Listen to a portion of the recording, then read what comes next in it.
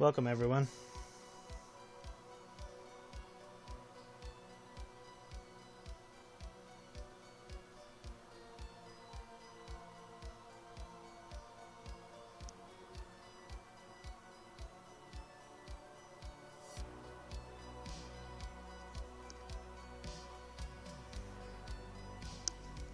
Let me know if my mic is too high. I think I might have accidentally changed the setting.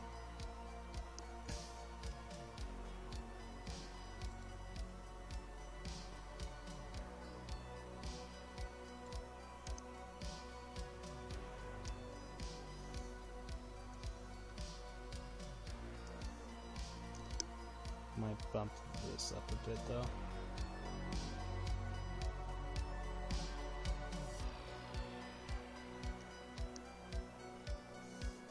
So yeah, just let me know if it's too high.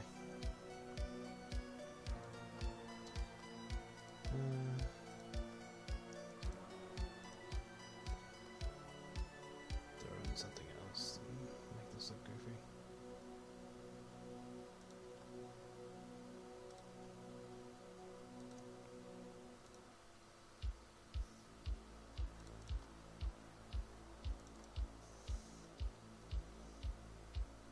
Working on the last card art.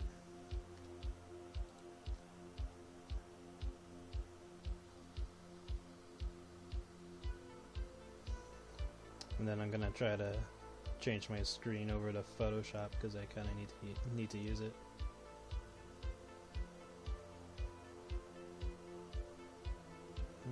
Use this. Sorry if my throat's a little raspy. Wasn't feeling well last night.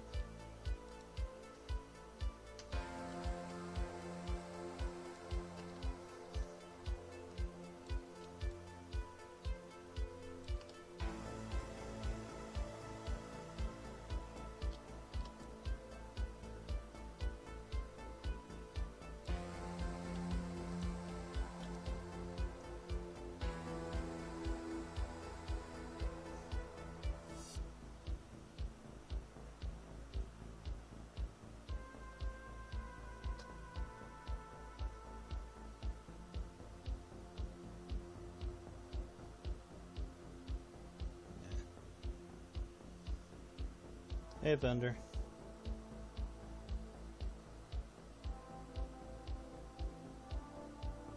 Might not use this.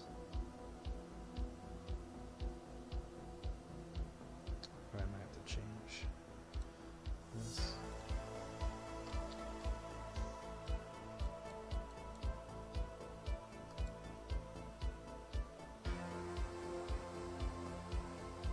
Let's try inverting it.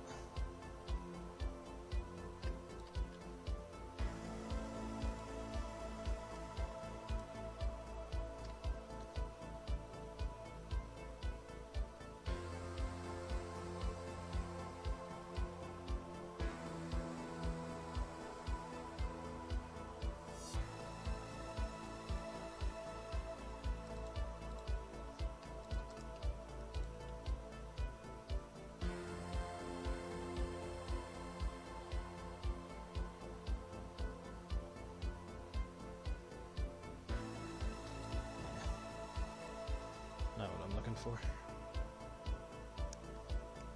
Might just leave it that way.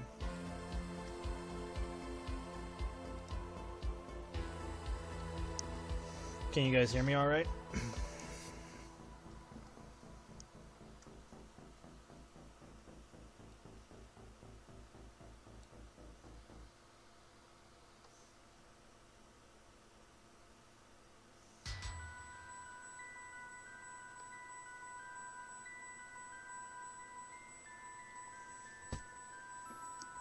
I do like that.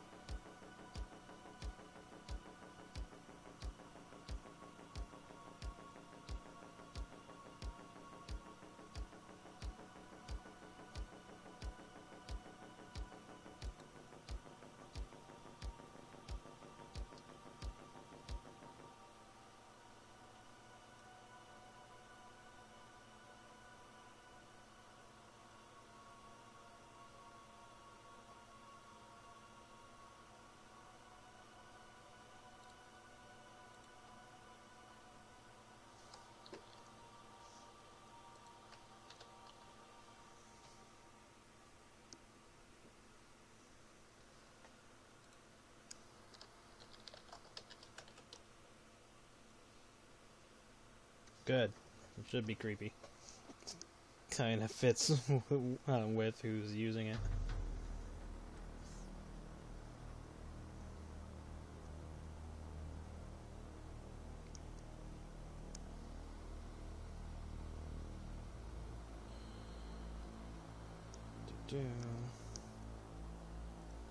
Close this. Okay, gonna have to switch over to Photoshop for a moment. So let me close this.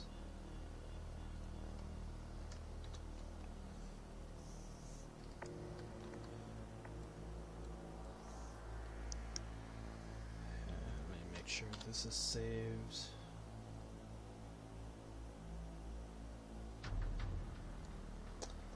Alright. Eventually I'm gonna have to try to migrate all the stuff that I use in Photoshop over the Clip Studio so I don't have to keep doing this.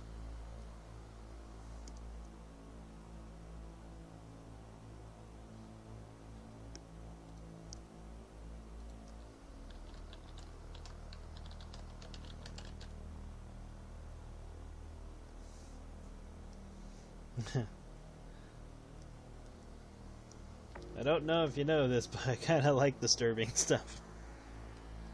Or at least horror themes in most cases. Okay, let me open this and then I'll change the screen.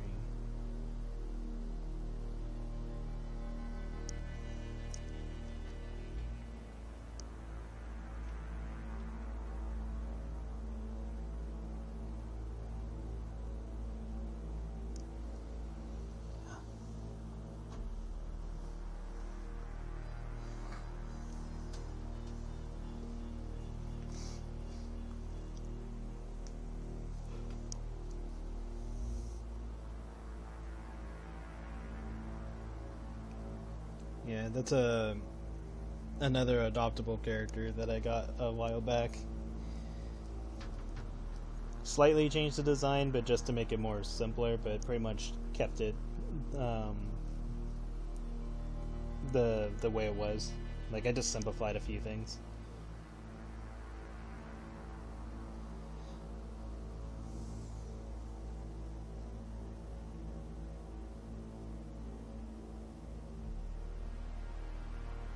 Evil Audie face.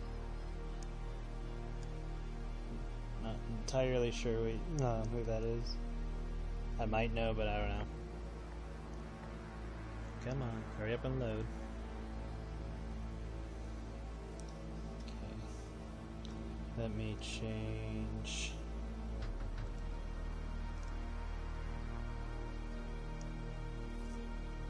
Properties. Oh, that's not what I'm looking for.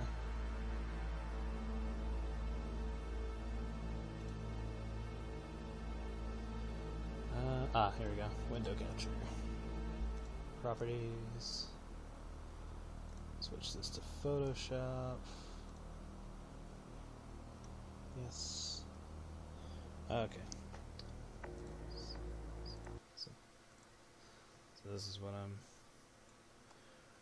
working on. Alright. First things first. No.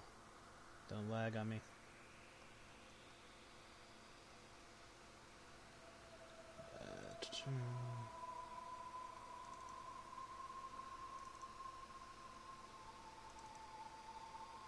Grab you. Oh, okay, yeah. I know what you're talking about.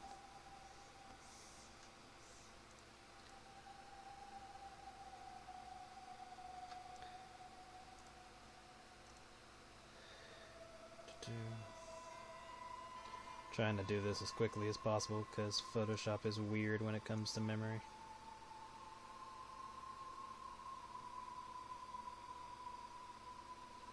That's why I need to migrate everything over.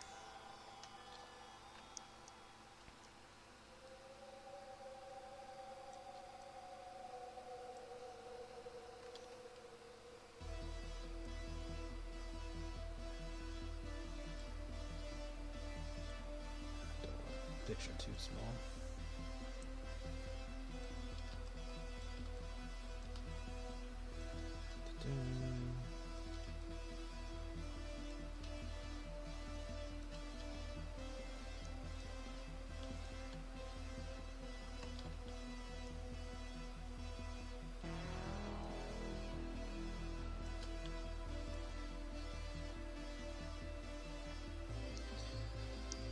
Good evening.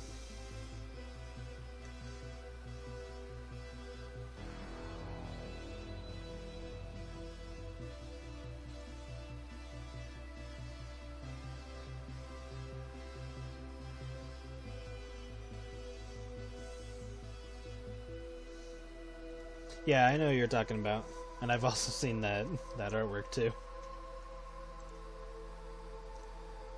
Okay.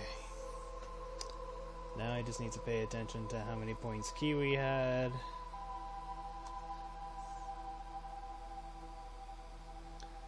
She's at 13. So now I gotta make this card make sense given the situation.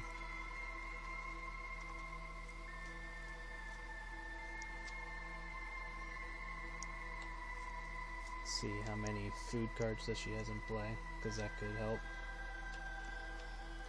She should only have 4 if I'm looking at it correctly.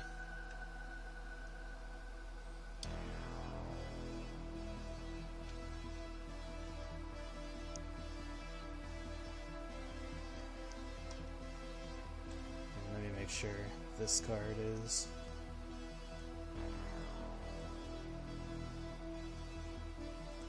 Yeah, that's what I thought. It has to be drafting. Okay.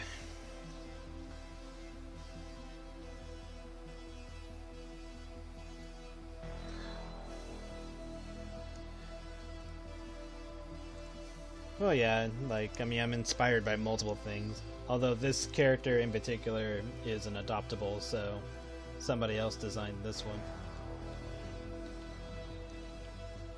I could probably keep her at 10.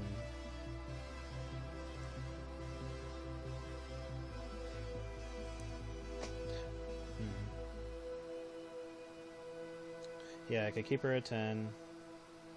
Have Kiwi do the whole cupcake thing combo all over again. Yeah, this could work. Just making sure I'm getting it all right.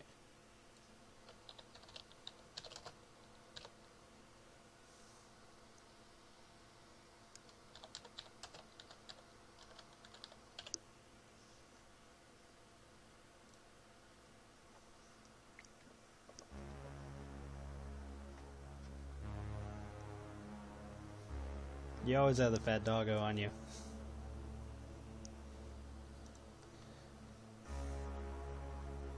But yeah, like, I mean, I have a lot of inspirations from things, mostly Sonic the Hedgehog stuff, but it's gonna happen. Like, I'm not even gonna try to sugarcoat it.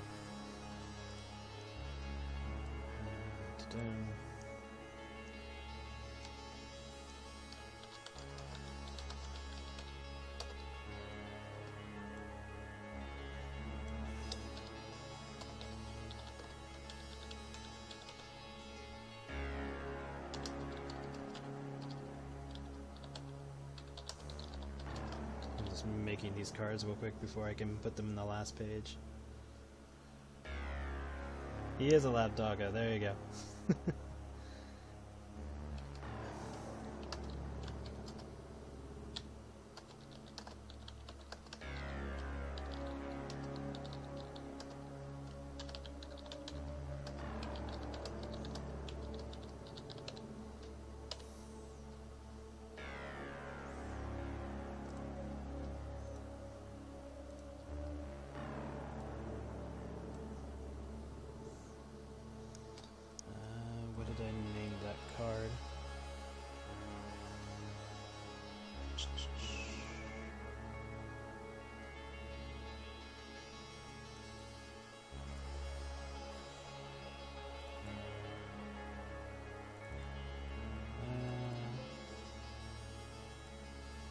Yes, running out of memory already.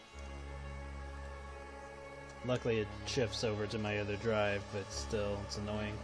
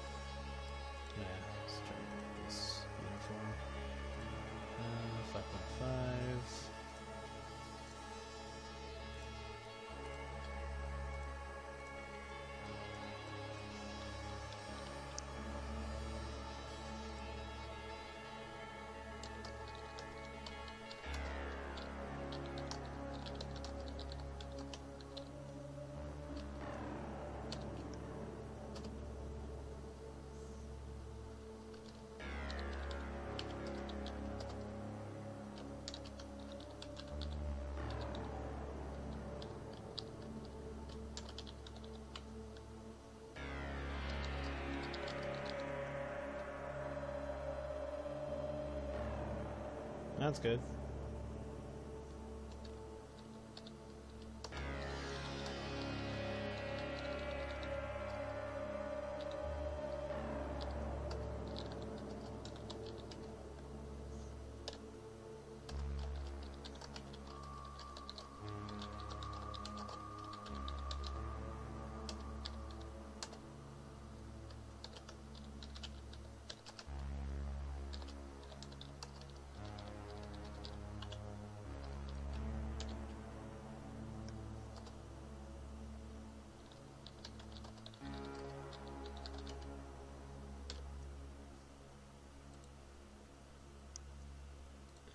Okay, change of typings. That makes the most sense.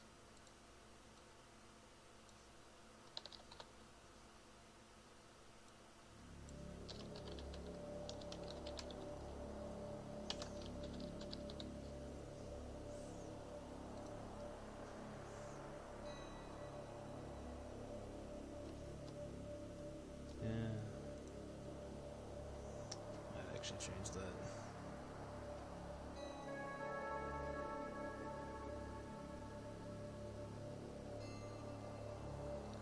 I think just robot would be fine. That way she can't be searched too critically. Let's make her a silver.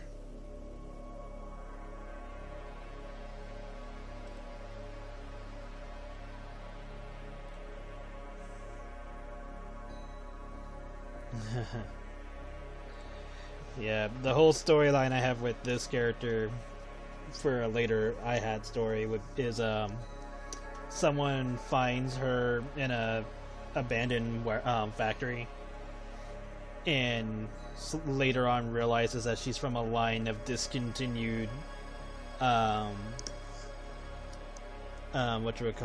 androids that were made to, like, you know, be like housemaids, you know, and like cook and stuff like that, but they couldn't like get them to work properly, and so a lot of them were scrapped, but this one in particular, she ended up being used for like circus stuff, but then she went too crazy on them, so they just kind of abandoned her and just turned her off, scrapped her, whatever they need to do. And so the main character finds her and it's like, oh cool, I can, you know, use her for house stuff or whatever, and then ends up realizing that she's really crazy when it comes to making desserts and stuff like that, and will constantly feed them over and over again, to the point where she'll even like if they wake up in the morning, she'll get like a funnel and already have like a ready-made milkshake, and just like, here you go, and just pours it down their throat and all that. So she's horrible, and it just gets worse because the main character just gets fatter and fatter until they really can't do anything else. Let's make her. Actually, let's make this an 8 and lower the attack down more. to like a 6. Because her whole thing isn't supposed to be... Just give her one more ability, just so she has something to do.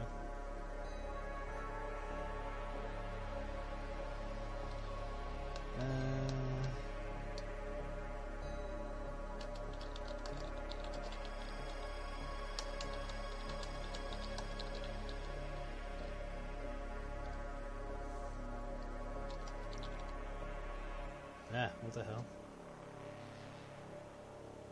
I must have pressed that by accident.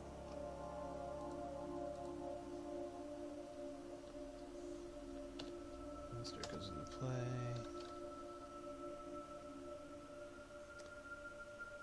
Take care.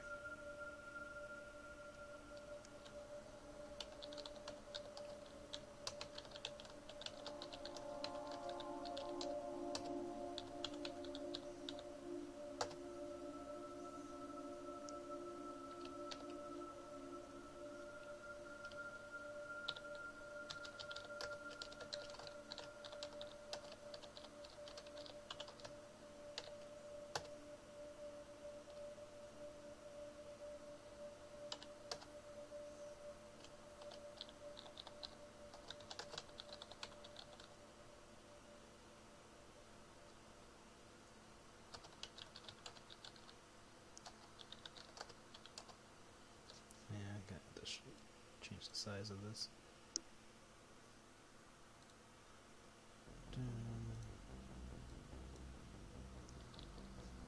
Let's try 4.5. Let's try 5. Nah. 4.5 for now.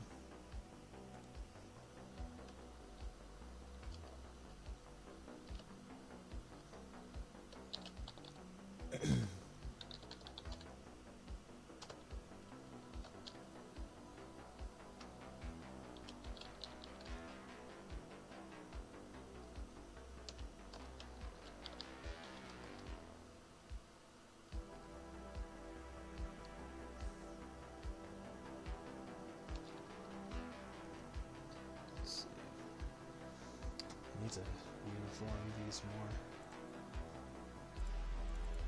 Don't entirely like the way I have these. Set you up. Okay. So weapon.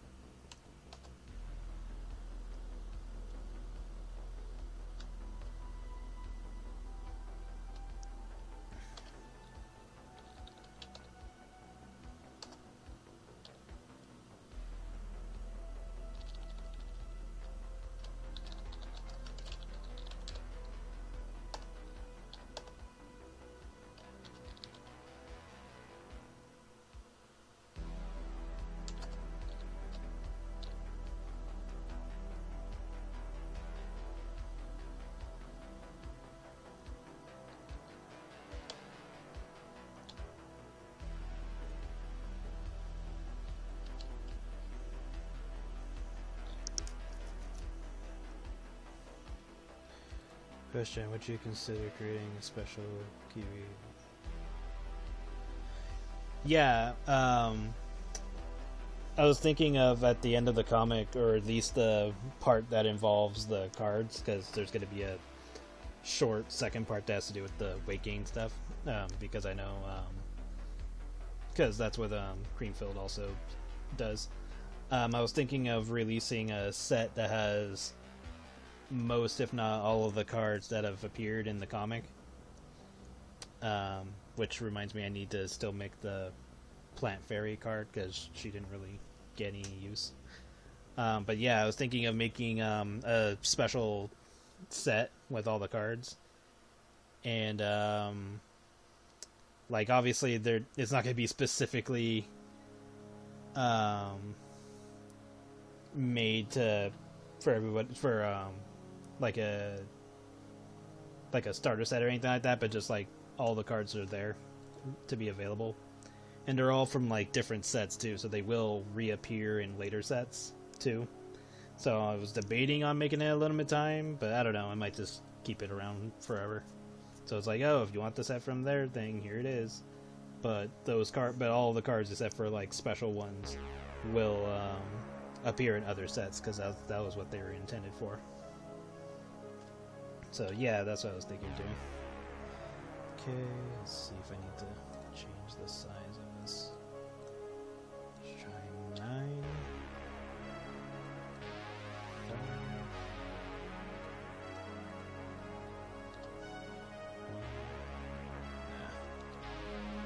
5 should be alright.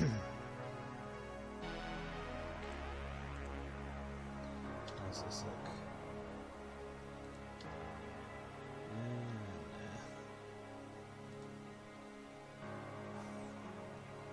See if I can reword this a bit. Let's go do that.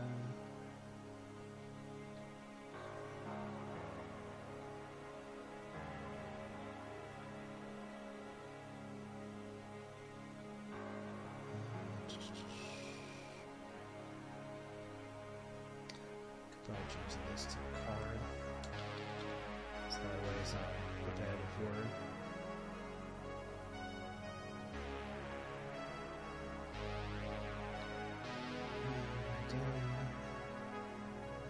Okay, that should be fine.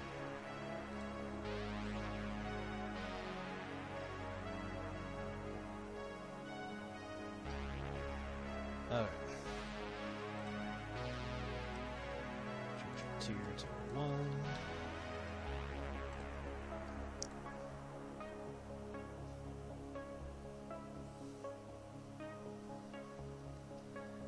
But yeah, I'll debate on if it's going to be a limited time or not.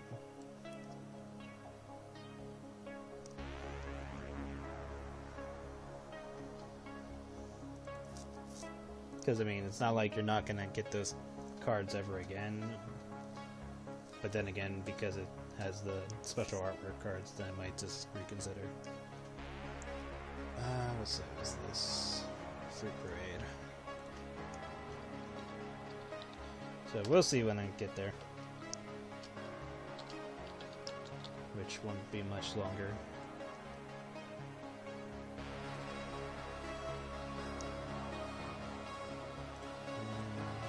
Let's just make sure all this is spelled right. Ignore that because I'm using archaic terms.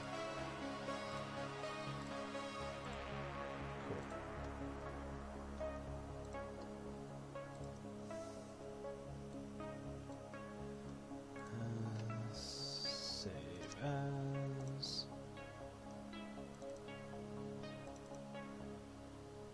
Fruit Parade.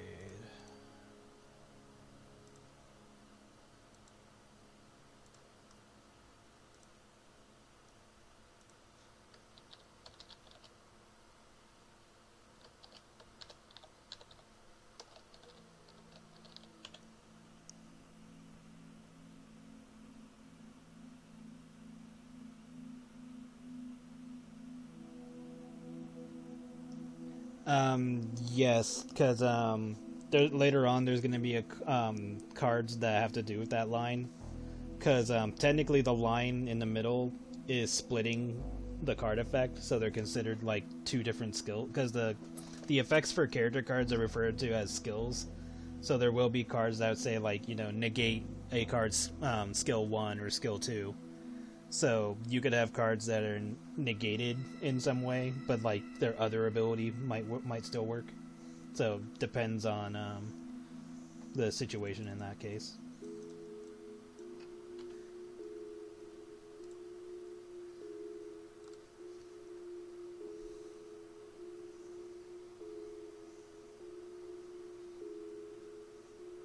Yeah, like there'll be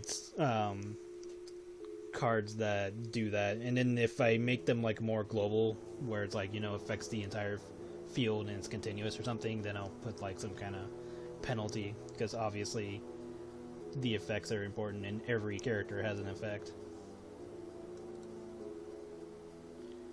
Did that, add that, change this, save as again.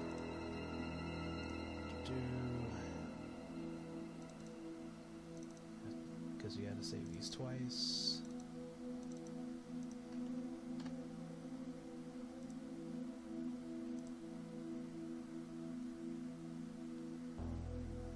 But all like the magic cards, they only have like one ability, unless I later on decide to give magic cards split abilities too. That'd be insane. But just might do it.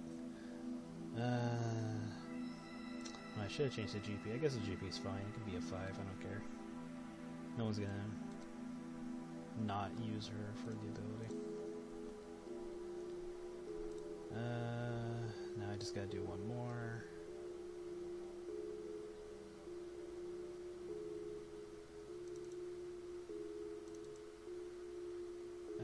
Did we save the artwork? No, we did not. Let me go back into Clip Studio for a moment. Open.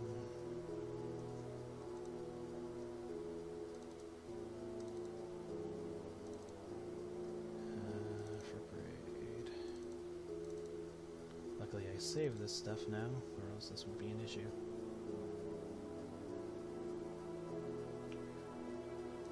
Export. Save.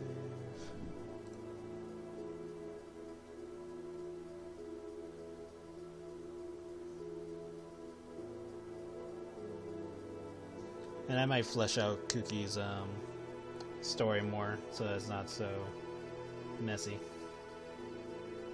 But yeah, the whole point is that she is a cooking robot that overdoes it.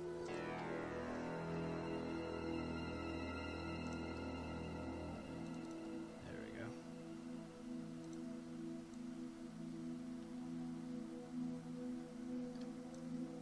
I just pretty much have to flesh out whether or not the main character like works from home or something like that. And then like I don't know, has like a friend who's like, oh, I hadn't seen you in a while, came over to, and then sees them like huge and bloated, and he's like, holy hell, what the heck happened to you? And then the robot sees them and does the same thing.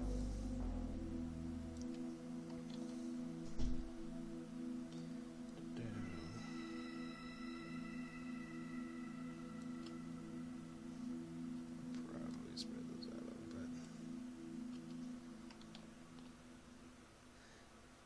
bit.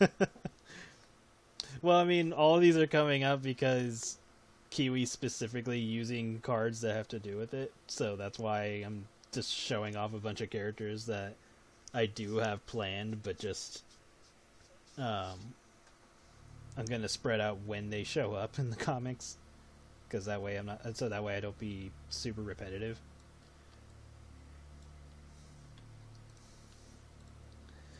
But I do have other characters in mind. Okay, this will be white magic. Don't need these. Don't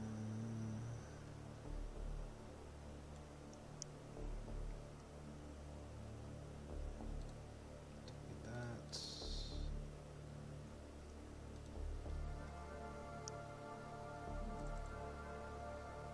And just look at Cookie's effect just to make sure I'm getting everything right.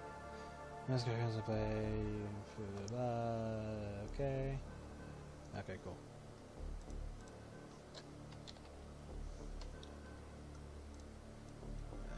This can be 15. I might change that depending on what I do with it.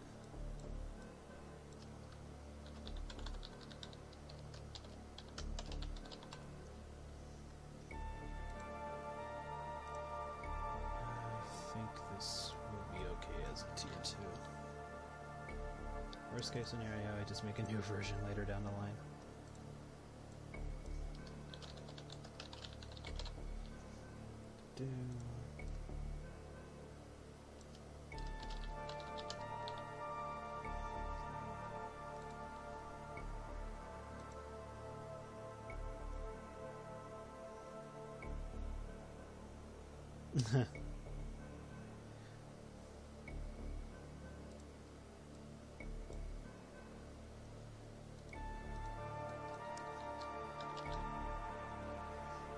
Wait, which part's not ominous? Like, which part? I don't know.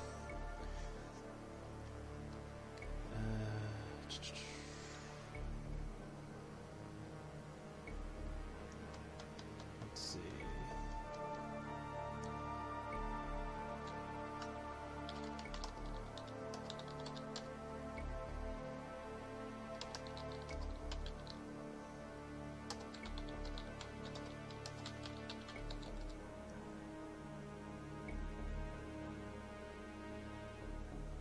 Oh yeah. It's like, oh yeah, that's not disturbing. Whatever the hell it does. Originally, I was thinking of making this card or making the machine in like a old rundown factory, and it's like all rusted over and stuff, and then it's like still functioning, and then have like Cookie looming around with like glowing eyes. But I might just save that idea for like another card.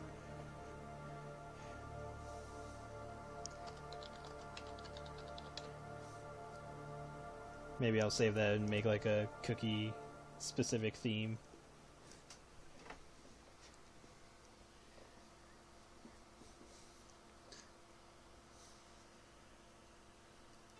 But yeah, primarily she likes making pies, and then you have a machine that does that makes treats and stuff.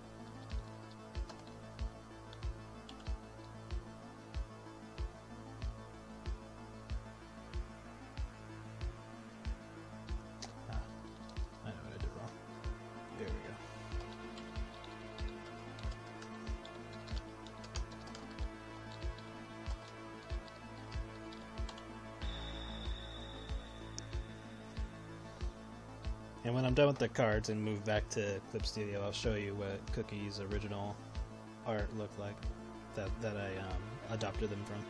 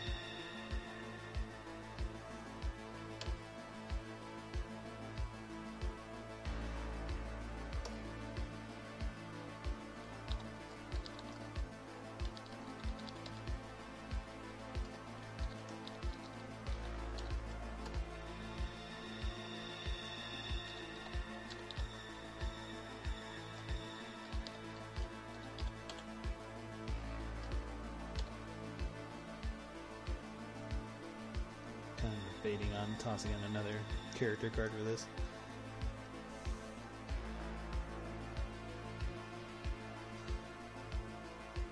Oh, like those gimmicky fetish episodes, or like the horrifying ones? Because like those cards exist in the animes at least, and it takes them forever for some of them to come out. Like, I'm still pissed off that Forest Wolf is not an actual card in Yu-Gi-Oh yet, despite most of the other cards used by Leon being released in real life. So I'm like, okay, you guys made these, why aren't you releasing Forest Wolf? But whatever, I guess.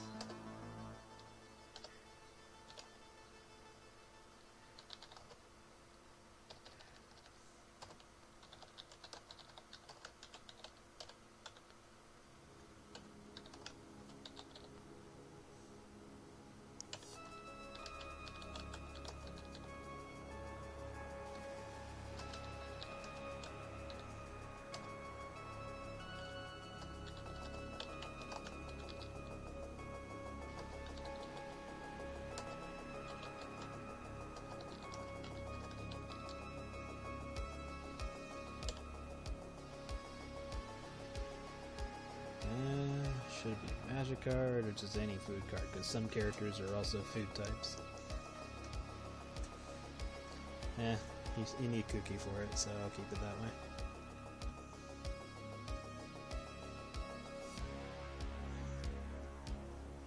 Oh yeah, well, you're thinking of Arc 5, right? Because I don't know the English titles for the episodes. I don't even know if I paid attention to the Japanese titles. Okay. Yeah, I had a good chuckle with that episode. I was like, yep, this checks off my list.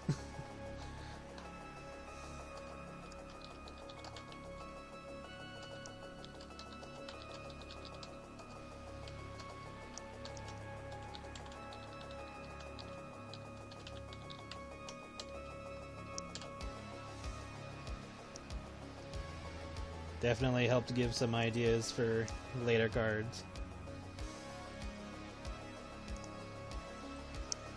Okay, so turn, character controls the Kuki. Could set a card of bad.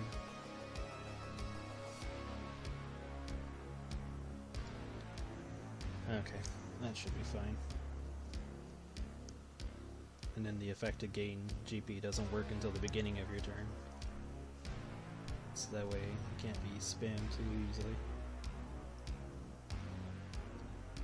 And change you to gold.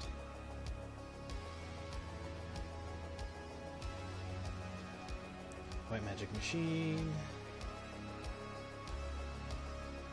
Blah blah blah. Okay, that should be good. Save.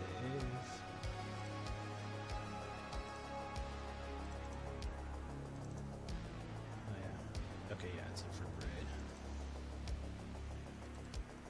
Still need to remake the Creamfield Girls.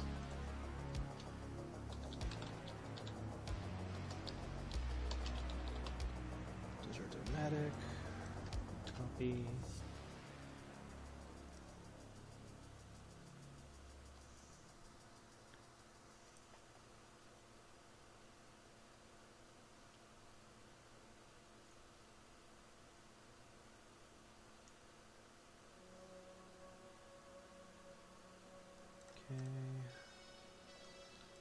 I just gotta save it one more time as a PNG.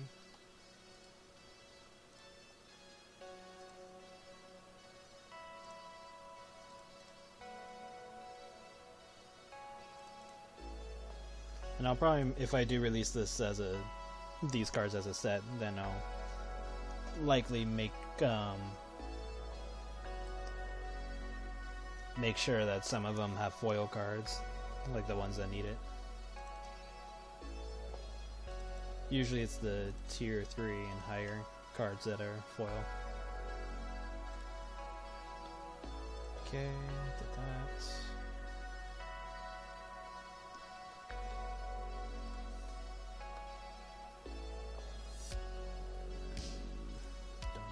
Don't need to save it. Open. Watch, I'm pretty sure there's gonna be some nonsense. I'm like, shit, didn't do that, and then I have to do this all over again.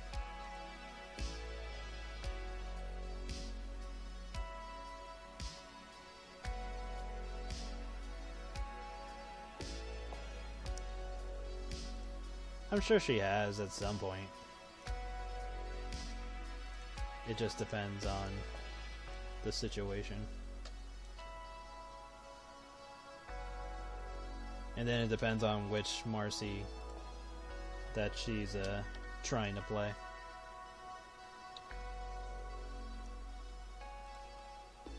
Save. Bring it over.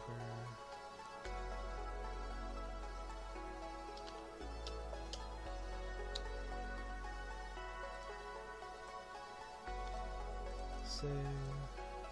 Okay.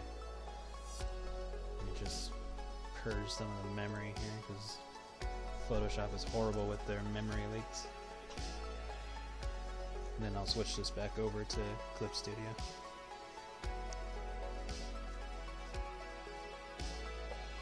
Like, Kiwi probably wouldn't have certain cards in her deck if she couldn't use them.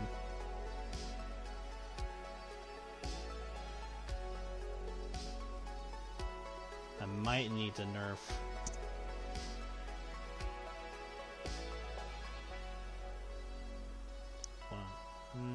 Nah, I mean, it's already out there, might as well leave it alone.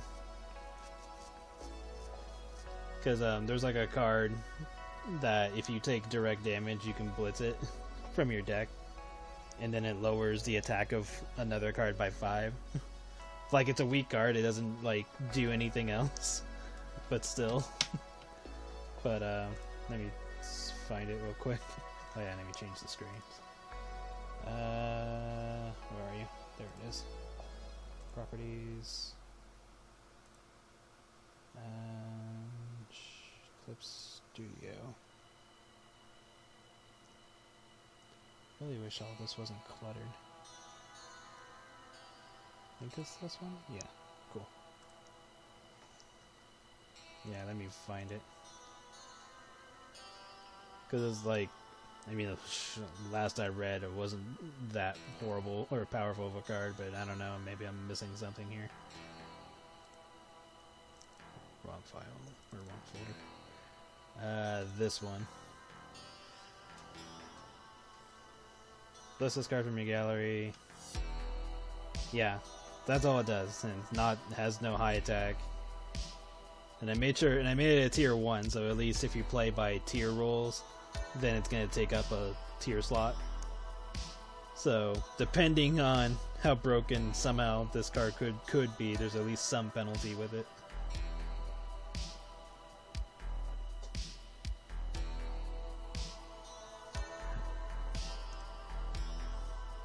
Oh yeah, this thing.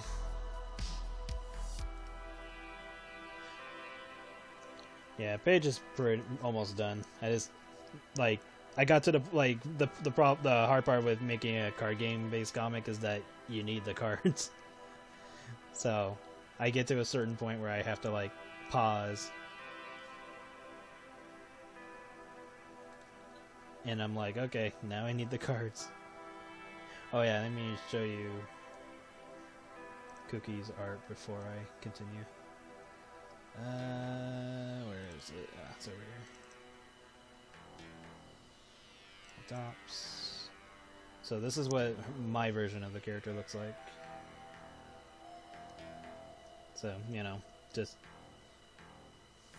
kept the design that the original had, or at least most of it, and then just simplified some of parts. And then this is what it originally looked like. So yeah, let me just do this. There we go. So yeah. And the artist who made its name is Achoo. So yeah, that's what I did with it. Because the original looked a little bit too kind of like a old lady type of feel, at least with the face, which is fine if I want to make like an older model version.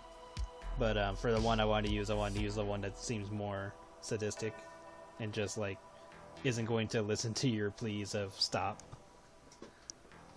But other than that, and then other than simplifying the hair a bit, pretty much kept everything else the same. And just made like small little changes, so that way like the tail isn't just a solid one color. It's like broken up into sections. And then I made the tail just like one piece, so that way it wasn't like etched out. But yeah, and then this is what she looks like on this side. Because like I could totally see like the character being told like please stop, I'm already full, and then Cookie just glares at you as she gets ready to shove another piece of food into your mouth, like cake or pie or whatever the heck she decides to make. But yeah, like this character had zero attention when they were up for adoption, and I think they were like, I could probably check to see real quick.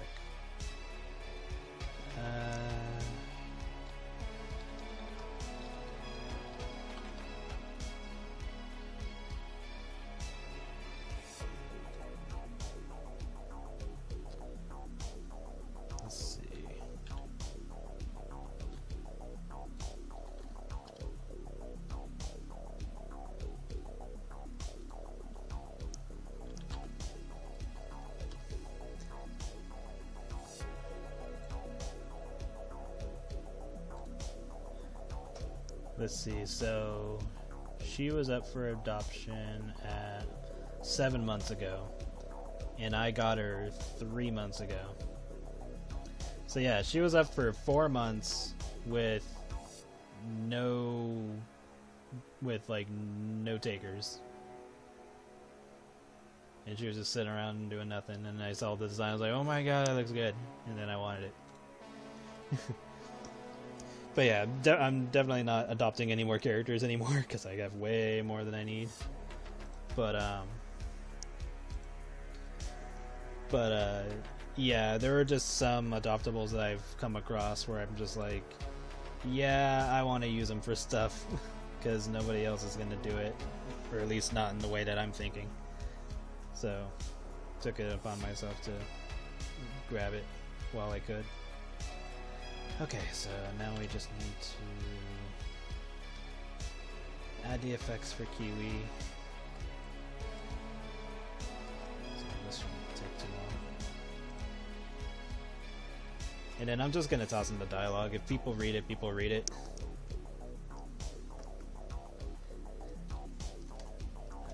Might not put this particular video up on YouTube just to lessen the spoilers, especially since most of this is or not most of it, but some they're Patreon ties type of thing, like people get early access thing. But not gonna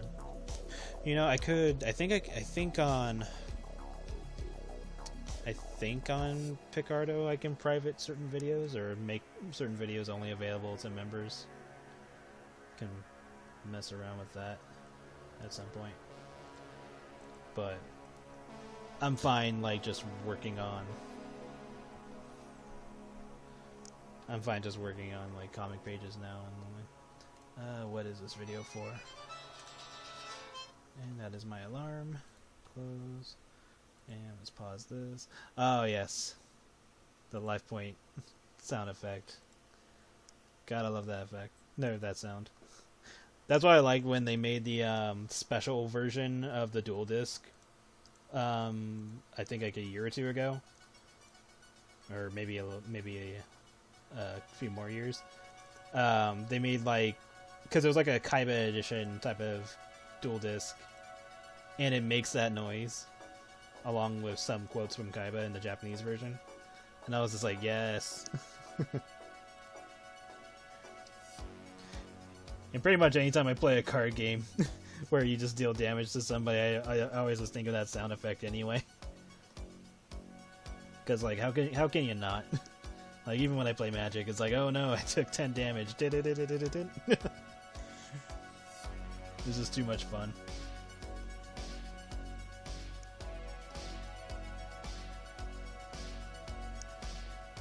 Okay, got those. Alright, gotta add in the card.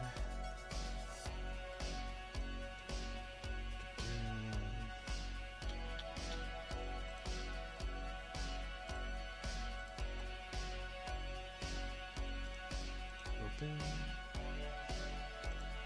But yeah, I've got a chunk of adoptables. And then some characters I've just made on the spot. But they have backstories that I'll eventually get into. Oops, should have grabbed the other one. There we go. Alright, so this one's first.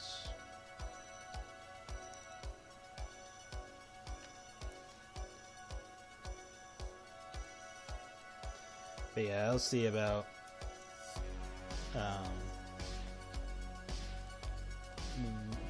tweaking whether or not this video is going to be available for everyone to see, or if it's just one of those situations where it just doesn't matter anymore.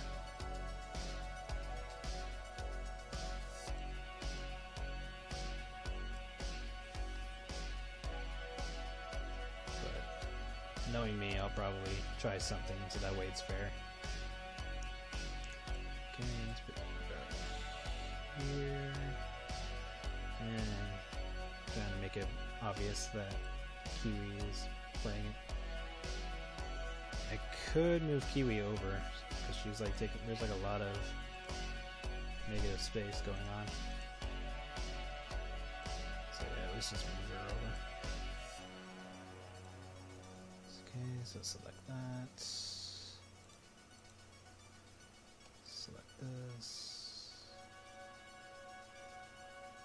Select that. Just see if I can move her over without any issues.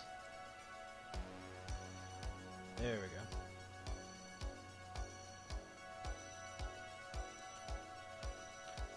Okay, that's better. That way I don't have to do anything crazy.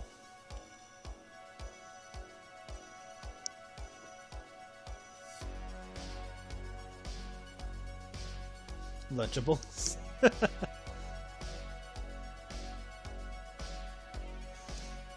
God damn it.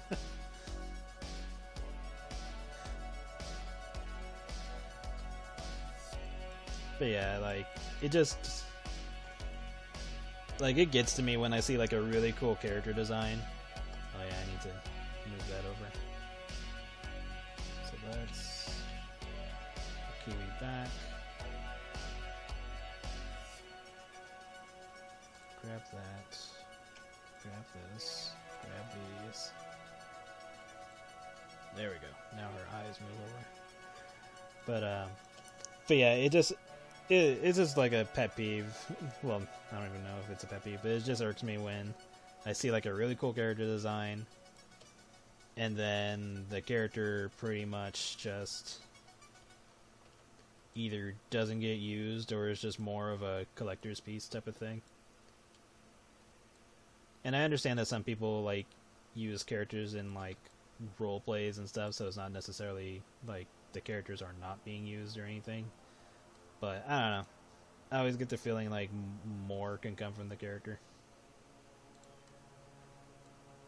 Granted, I have so fucking many characters that it's gonna be a while before I get around to using all of them. But I don't know. I intend to use them if and whenever possible. Yeah, that's why some of them are being clumped up. Well, not clumped up, but like partnered together. So that way I can kind of get through the ones I want to use a little bit faster. Okay, and now this goes over here. Oops. There we go. Oh yeah, I can get her out. It's only one card over here, so let's do that.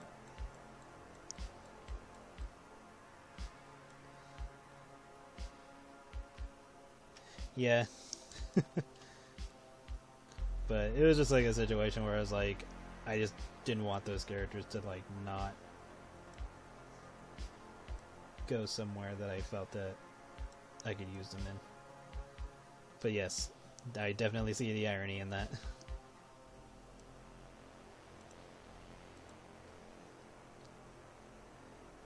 Which is why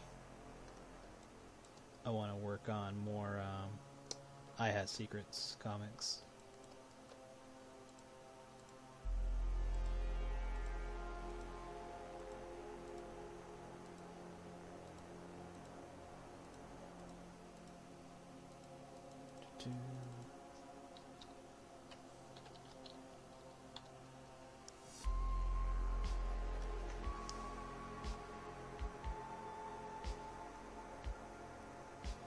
But yeah, like I have all, like, pretty much every character I've made, and some of the adoptables I already have like storylines planned out that I've just been sitting on forever, and it's just a matter of actually getting to draw everything.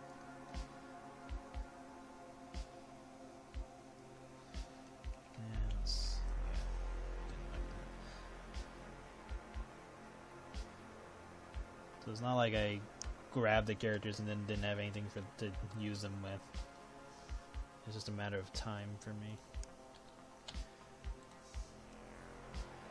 Time sucks.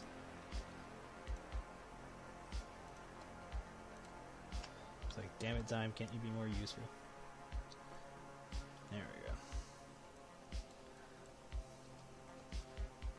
And yeah, I had drawn this first on the comic page and then just used it over for the card. Because I was like, I do not want to redraw that. At least not right now. Okay, so did that. Now for Kiwi to make sure all of her cards trigger.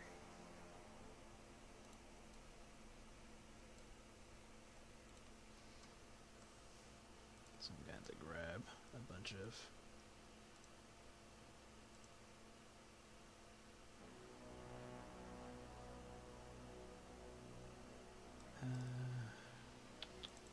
where did I put you all? I think that one's in City of Heaven. Yep.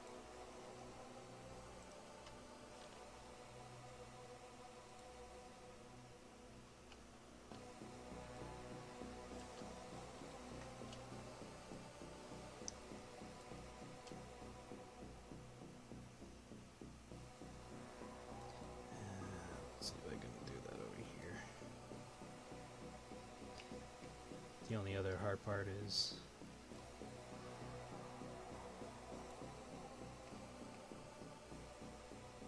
making sure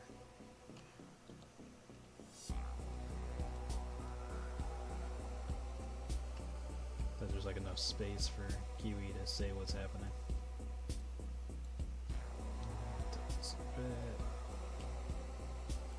Worst case scenario, I just tweak them as I go.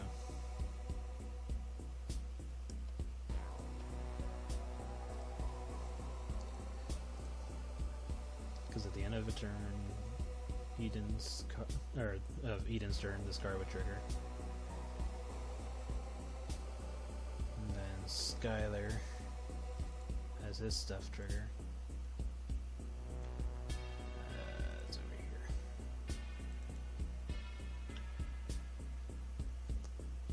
So Skylar does something, Tiffany does something. And then Nadine also does something because of Skylar.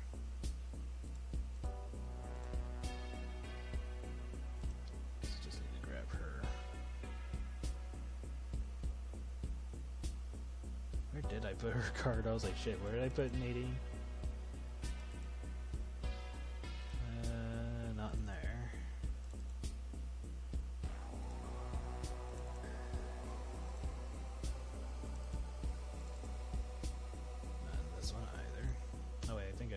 Yeah, here it is.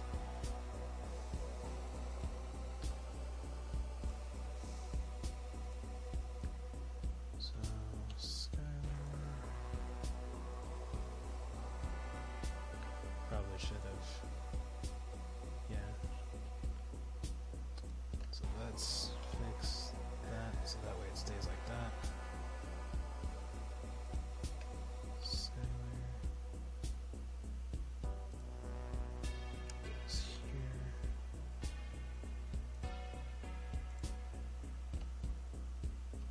Actually, the easiest way to do this. There we go. So that way the card is over here. Then Skylar. Then Tiffany. Then Nadine.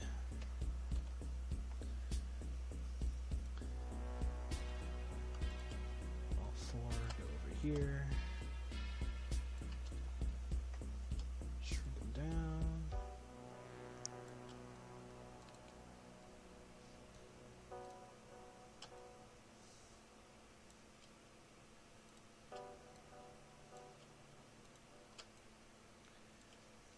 Just adjust them. This was mostly just to have all the cards have a consistent size.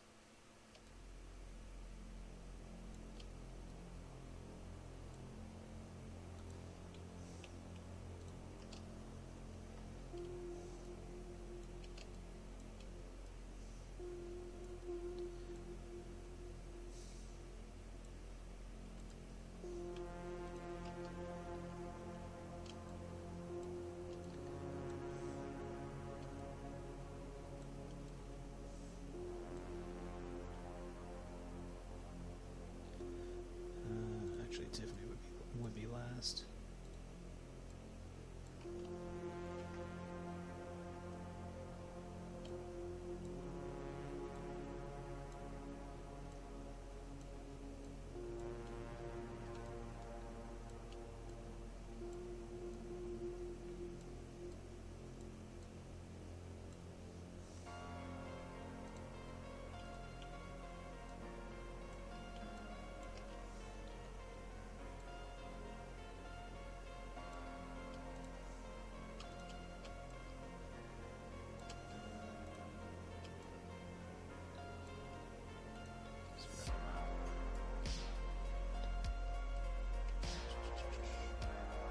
Yeah, sorry if this is boring, but this is what I do, working on the comics.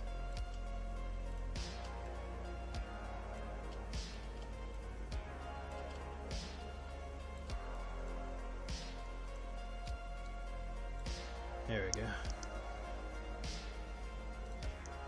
Just a little bit. And let's put them all in a folder so that way they're not in the way. Kuki.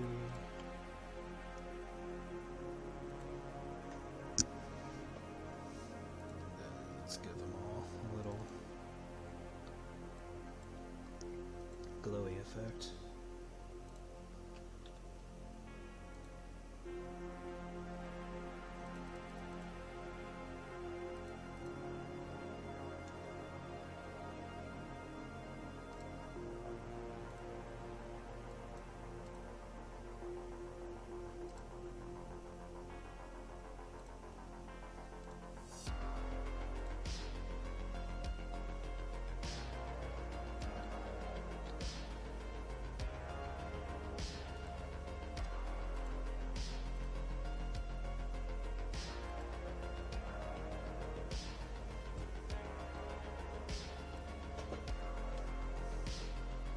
I almost want to put a chains to order of effects.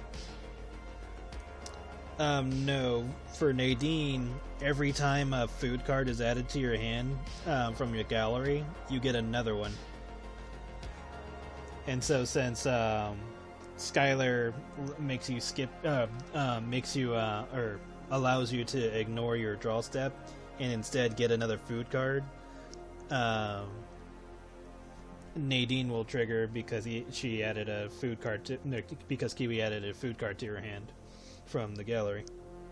So Nadine will just make her get another one. So thanks to Skylar, she's able to get two, or thanks to Skylar and Nadine, she can get 2 food cards a turn now.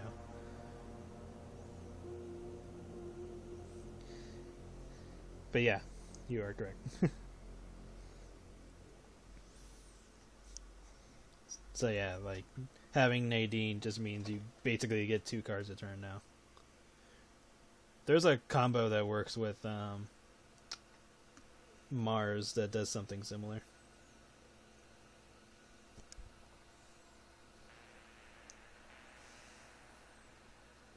Yeah, the downside of that is that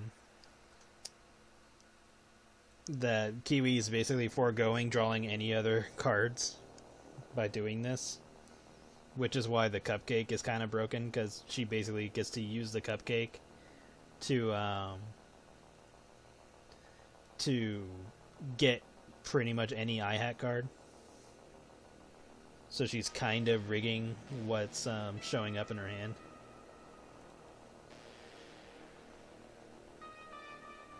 But at the same time, you can't get everything in that fashion. So there's a bit of a risk to it.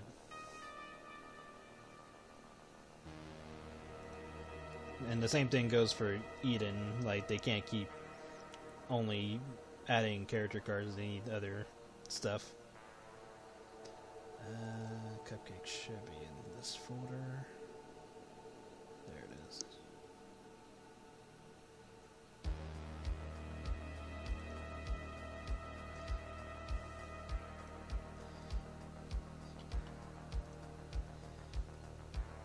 Yeah, Cookie's an I-Hat card, so Kiwi is slowly getting all of her food pieces. And then because she has Devilish Feast in play along with Skylar, she can get the cupcake card again, use the cupcake card to either get an I-Hat card or recover some life, and then reshuffle the cupcake card back into her gallery to do all over again the next turn. Assuming she even needs to do any more. Because right now, Kiwi's strategy is centered around Marcy, which Eden is trying to figure out why. And Eden's not fluent with the game, so it's not like she's going to immediately pick up on what the strategy is.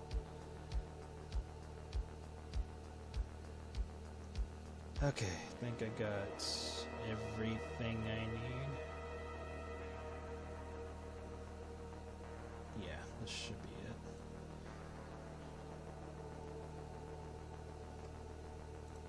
So, save.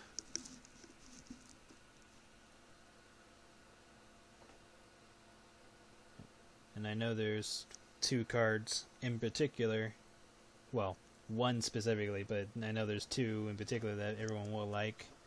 That should be showing up in the next page or so. So that will be fun.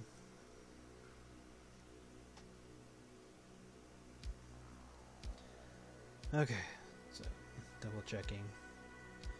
Did that.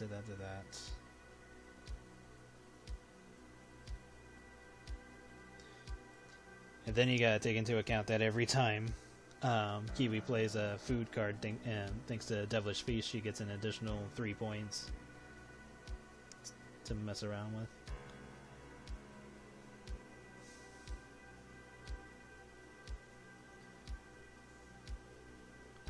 Still have to decide which food card she'll add with Nadine. I think I'll just have her say the card name for now, and then I'll use it in the next page or when I need to use it. Because I was debating on between either... I mean, I have the card already.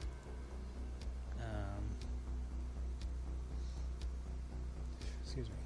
Was it in the Greenfield set? Yes. Or no. No, it's not in the Greenfield set. Is it in here? Sweet buns, cake, Devilish Feast. I could have sworn I had this made already. Maybe it's not in here. Oops, wrong file. No, it's not in there either.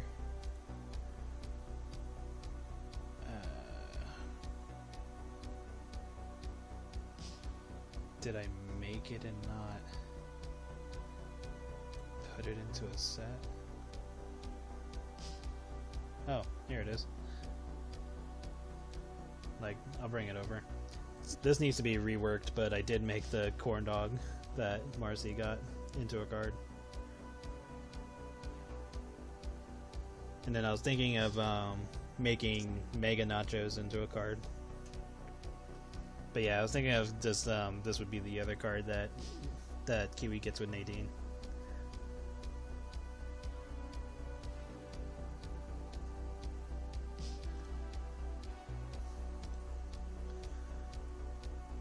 Because let's see, how many food cards does Kiwi have already, or does Marcy have? Just 3. So that plus the corn dog. 4 plus the pie.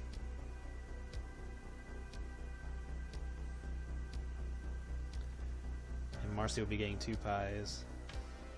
So that'd be 6. Because 1 from Cookie and 1 from the machine.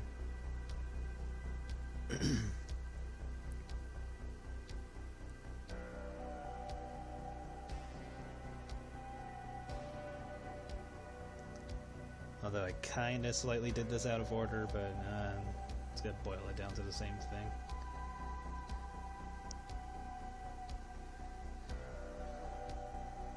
Then again, I kind of came up with the pie effect kind of on a fly, so whatever. She's still gonna give her 2. So yeah, if I count everything,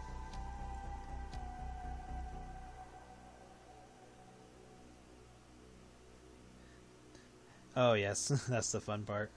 So yeah, if I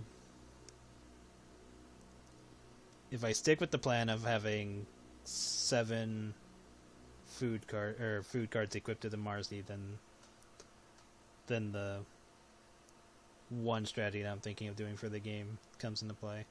If I lessen it down to 6, I'm mostly just thinking if it's like too easy for it to be 6, or if it should be bumped up to 7 to play a certain card that Kiwi's been working towards.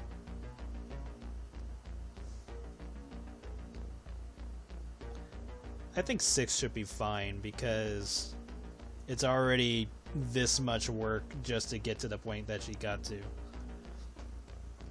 So yeah, I think 6 should be enough to fulfill the conditions that she's been trying to do. Okay.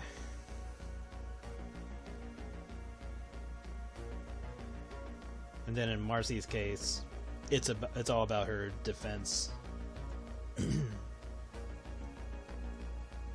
Oh yeah, speaking of Marcy, I need to change that. Because Marcy has, where is it? Which one is it?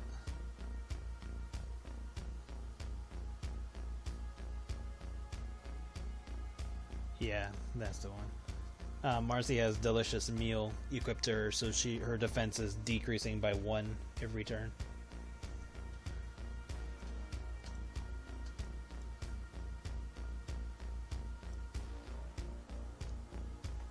Which isn't too bad, but that doesn't matter for what is happening.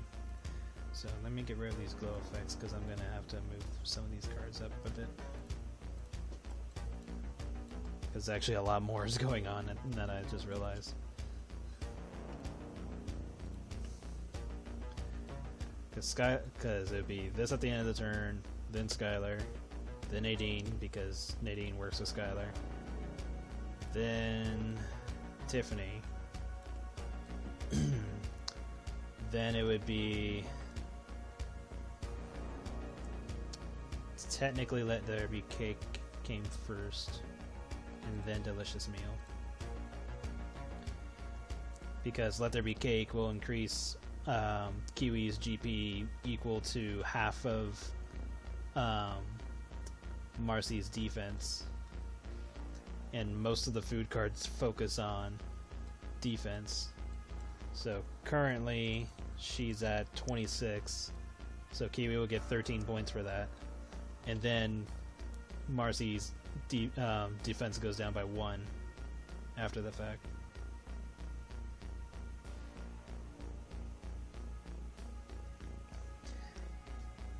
Yeah, that's for those particular Marcy cards. There's a different Marcy card that Kiwi is aiming for.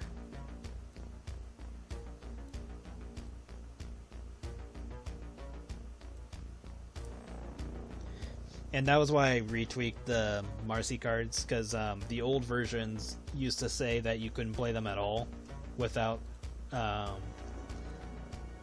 using up a Marcy that had food cards on her. And then I decided to change that to just, if you wanted to blitz her, then you could do that.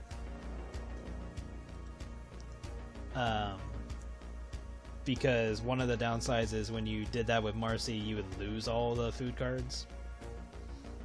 So, and then, because you would lose all the food cards, and then you'd use Skylar to basically recycle them and get them back to use again to fatten Marcy up more, or all over again. So I decided to make one particular Marcy card not have to go through all that, or at the very least, if I was going to make a Marcy card that still uses up all the food cards in that way, to have another card help you recycle them easier, so you're not like redoing that entire scenario all over again. So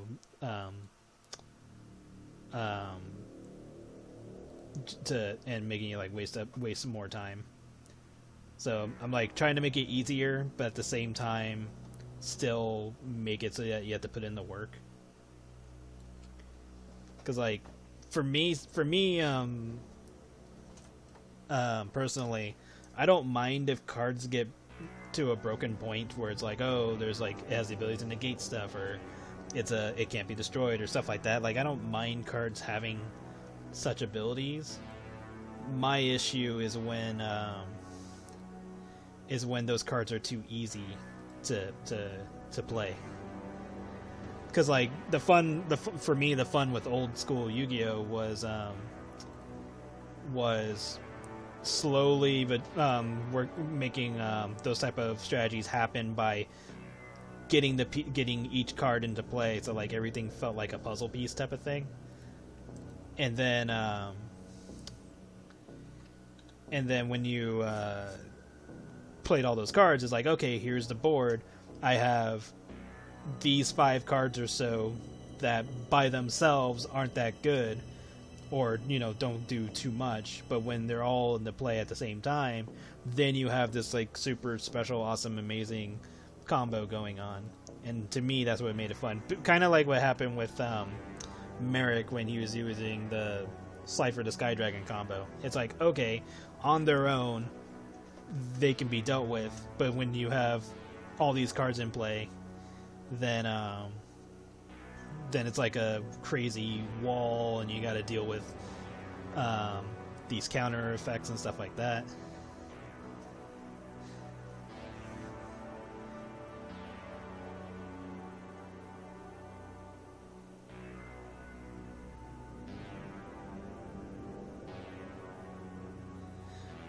It did seem like a lot of work on the sequence, especially when she just insta-kill after match. Yeah, and like I'm trying to like balance out like if card effects deal damage too, to like make sure they're not too overwhelming. And I understand like there's going to be a point where I just can't account for everything and something is gonna slip through. And at that point I'm just gonna have to either, and this is assuming that the game even gets anywhere, but like let's just say hypothetically I made a card that just flat out says all spellcasters are destroyed, and let's just say spellcasters were like the prominent cards to use at the time. If that card became too much of a headache, then I would just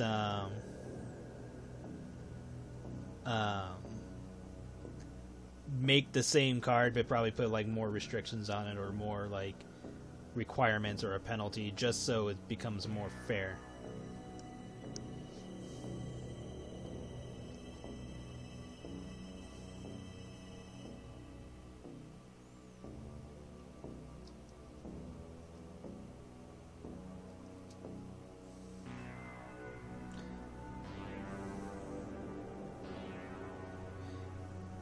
And yeah, and that's one of the other things, like, you gotta be careful trying to set up something only, and if your card gets destroyed by a card effect, then it's like, oh geez, I put through all that effort for it to get knocked off. And that's like the risk that Kiwi is taking, like, putting all this setup, because right now, even if Eden were to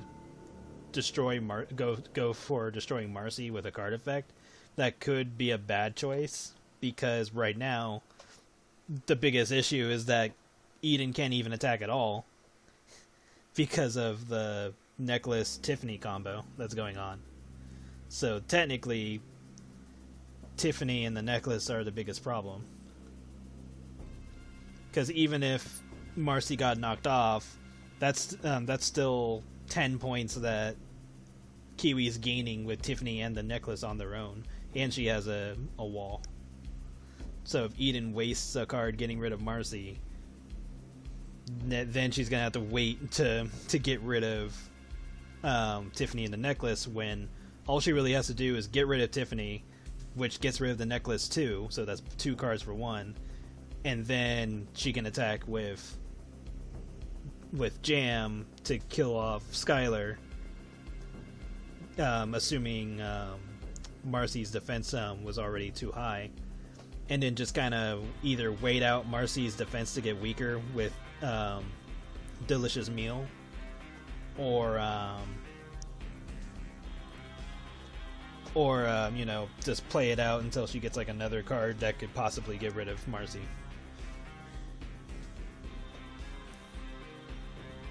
Yeah, like, I like high risk, high reward, but I don't like it when the reward is so easily obtainable. Because like in Yu-Gi-Oh! With the whole Red Eyes Dragoon monster, that card, like, on its own, the card doesn't seem too troubling, because one of its abilities where it can destroy up to 2 monsters a turn, equal to, as long as you played or used up Dark Magician and Red Eyes Black Dragon to summon it. That alone isn't too much of a deal, and even though it has like other abilities like increasing its points and negating and stuff like that alone is like, okay, sure, I can deal with it. But when there's a strategy in Yu-Gi-Oh! Where basically you just need 2 monsters, 2 effect monsters, it becomes Anaconda Verde. Anaconda Verde's effect is you pay 2,000 life points and you send a fusion card from your deck to the graveyard, and Anaconda Verde's effect becomes that magic card. And then you basically use Red Eyes Fusion, which lets you get Red Eyes Black Dragon and Dark Magician from your deck to send, and then you summon Red Eyes Dragoon. That all happens almost immediately. Like, you could start the game without any of those cards in your hand, but because Anaconda Verde is a link monster, it exists in your extra deck, and you will always have access to them as long as you have 2 effect monsters, and that is very easy to do in today's Yu-Gi-Oh! Especially when the conditions are so low, because all Anaconda Verde needs is just 2 effect monsters, and that's like one of the most basic things that happens in the game now. And so you could immediately start your turn with, or not immediately, but like you can start your turn with Red Eyes Dragoon right off the bat, as long as you have 2 effect monsters, which most likely you're going to do in your with your deck. And because it's such like a powerful monster, because it's 3,000 on its own, it can't be targeted or destroyed by card effects. Once per turn, you can discard a card from your hand, negate an effect, and if you do negate the effect, his attack power goes up by 1,000, and it's a permanent buff. It stays that way. And then you can destroy up to 2 monsters your opponent controls, and whatever their attack points are, they come out of your opponent's life points. You can get all of that with 1 card. And I'm just like, Jesus. And I would be perfectly fine with that card if it wasn't so easy to summon. But then again, that's why it got banned, at least in the Japanese game version of the game. Not sure if the same is going to happen in the English version.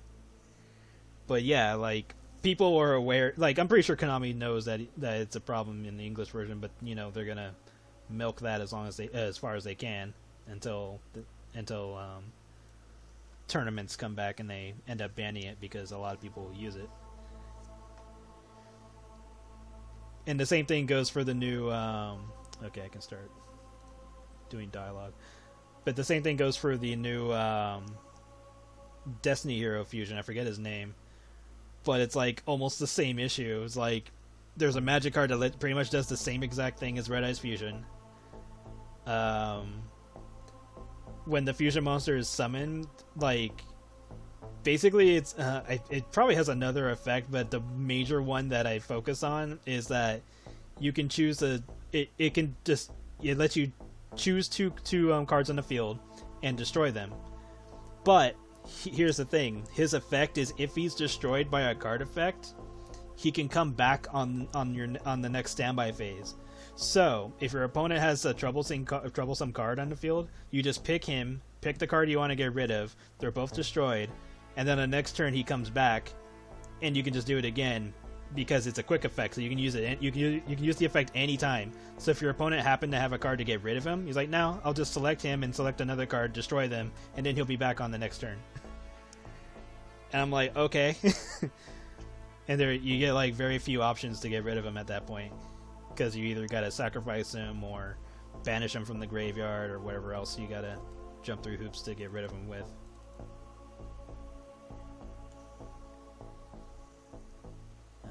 Which page do I want to get the dialogue from?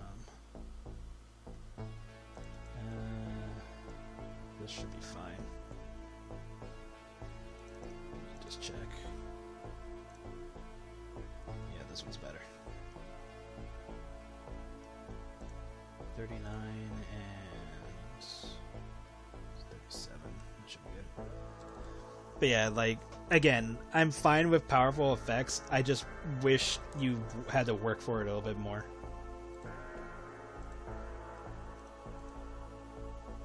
Because to me, that was how the older games were, where you had to set up the strategy and not everything came to you with 1 or 2 cards. Because, like, one of the arguments is like, well, cards like Sangen and all of them were a problem back then. It's like, yes, but even when their effects worked, it wasn't like... Because, like, back then, if you killed a Sangen and that Sangen let your opponent get one of the cards they needed for their strategy, you didn't just, like... There was very rarely a situation where you just, like, automatically conceded. Because it wasn't like, oh, Sangen died, so that means they get, I don't know, let's just say Magician of Faith, for the sake of argument. It's like, you didn't see Magician of Faith and be like, oh, I guess I lose now. It's like, okay, he has Magician of Faith, that means when he sets the card face down, I know what it is and what I can do to deal with it. Nowadays, it's more like, if they play one card, and that card leads to like 20 other cards that happen, then you're just like, okay, this is all still the first turn. And my opponent already went through half their deck. So, can I still play, or am I dead? Like, there's an Exodia deck. This one I'm kind of fine with, because you have to work so fucking hard to even make this happen. But there was an Exodia deck I played against, and this was all the first turn. They went through their entire deck in one turn. Obviously getting Exodia in the end, but watching them do it, I'm just like, man, look at all this that you can do in one turn. And I'm just like, and granted, if anything in their strategy falls apart, they pretty much conceded, because I think I came across 2 decks that tried doing this. One of them messed up somewhere, and they just conceded. But the other one went through their entire 40 card deck on turn 1 and got Exodia, and I'm just like, yep, this is the game. But that required so much work to even make that happen. Yeah, that's impossible. No one's ever been able to call him. But yeah, like I respect the Exodia deck a little bit more, because there's so much that you have to commit to with that. Whereas in some of the newer decks, like, sometimes they like, I don't know, this is more of a me thing, but it's like when people say, oh, this is my, I don't know, let's just say Destiny Hero deck, but then it'll have like several monsters that aren't even Destiny Hero related. And it's like, oh, I thought it was a Destiny Hero deck, but you're using these 5 or so cards that have nothing to do with Destiny Heroes. But that's more of a me thing, because, I don't know, I like people committing to the theme rather than saying this is my Destiny Hero deck, but only like 5 cards are Destiny Hero, and then the rest are whatever crazy unrelated cards that get you to whatever you need to get to. But that's more of a me thing. That's not really a serious complaint. But I know I'm bitching, and I know that if you're playing meta, you kind of have to fall into the whatever's working type of thing. But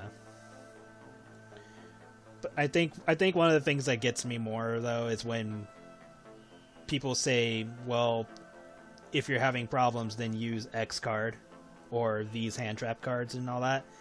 And the problem with telling somebody that is that you're basically telling them that in order to play the game at all, they need those cards. And then not only do they need those cards, they have to actually start the game with those cards in their hand to ensure that they can play the game.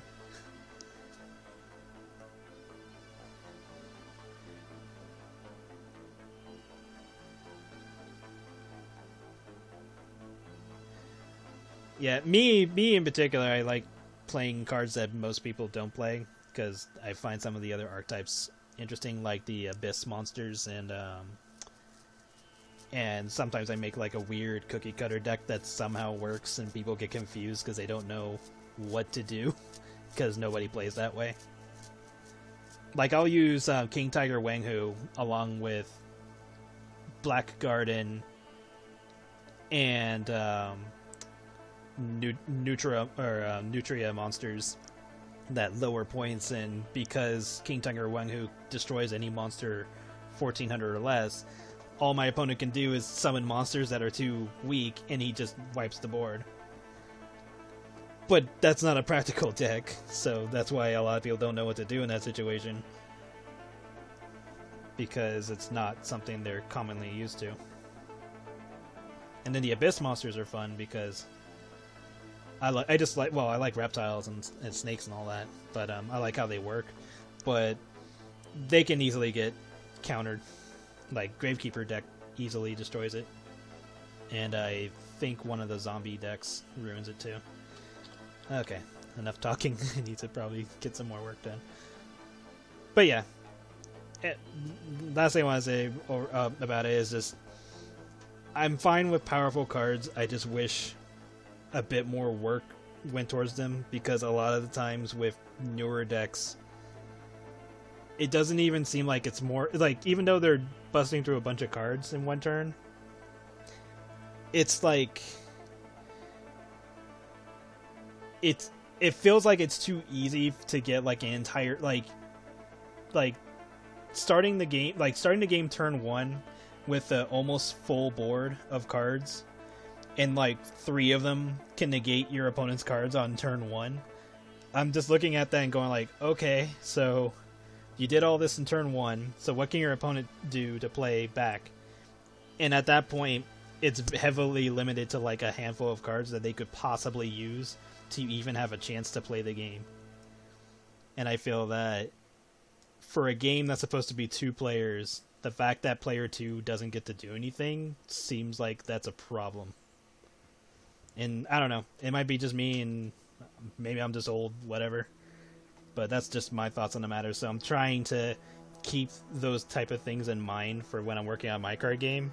And I know that I can't account for every card that may or may not become broken over time. But I'm trying to be mindful of what could potentially be broken. And if it is broken, how much work, or not broken, but like just a powerful card, how much work does it take to get to that point, and if it would feel fair. But again, I can't account for everything, but who knows? I don't know. Guess only time will tell. Okay. Sorry for my long-winded rant about Yu-Gi-Oh! Like, I don't hate the game, but I feel like it could be better. Because, like, with Magic at least has, like, a guideline to, like, what certain cards can do for how much the mana costs to play them. So I wonder if Yu-Gi-Oh! has any guidelines for, like, weaker monsters or weaker cards or something like that. It's like, oh, this is a level 4 monster. It's a normal monster, or effect monster, or a tuner, or whatever. It can do blah, blah, blah, blah. Is there anything we can take into account that makes this card not broken? Probably not, because there's the lack of format means that there's so many cards available that they can't possibly take everything into consideration anymore. But since they're so willing to errata cards, maybe they could go back and change something, I guess, even though personally I don't like erratating cards. I would prefer to just have new cards take up the place of the old ones that were too broken, and you just, ban the old ones to make up for it and then replace them with the new ones. So I don't know. I could go on quite a while with this subject, but like I said, I don't hate the game, but I feel it needs some fixes. Okay. Should I put that as a... Yeah, I can do this.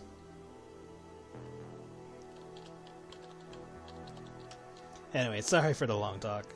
I know it's like kind of a pointless rant when nobody important will hear it.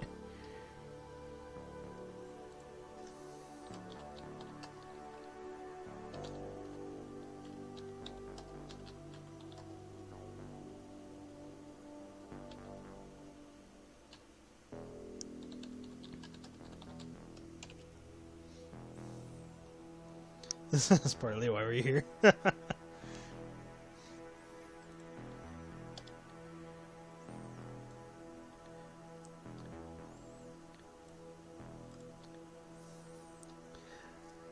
I think the game just needs to be slowed down a bit. It's like,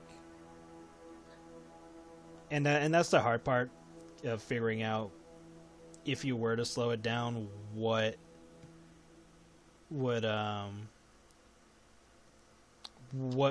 change that wouldn't harm too many decks, type of thing. Because like, let's just say one of the newer cards in Yu-Gi-Oh required that you burn through 8 monsters, but let's just say special summoning got limited to, like, I don't know, let's just say 3 or 5 a turn or something. Well, that means you wouldn't be able to get to your 8 monsters very effectively because you're very limited on how many times you can special summon.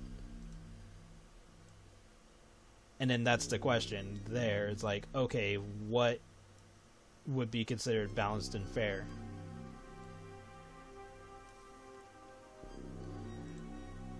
And like the card Red Eyes Fusion, when you use that card, you can't special summon, or you can't summon any other monsters that turn that you play it. However, Anaconda Verde kinda lets you ignore that effect, because you can still summon a bunch of monsters that turn, but once you use Anaconda's effect, then you can no longer play any more stuff or summon any more monsters. But then that's the thing, because people relied on the Anaconda so much that all they were doing was just ignoring the effects and stuff like that, and that's why Dragoon was an issue, or it still is an issue. So yeah, I don't know. Maybe Konami doesn't really care about balance, because if a card is problematic, then they'll just limit it or ban it, and that's kind of it. Or if they really need to, emergency errata it.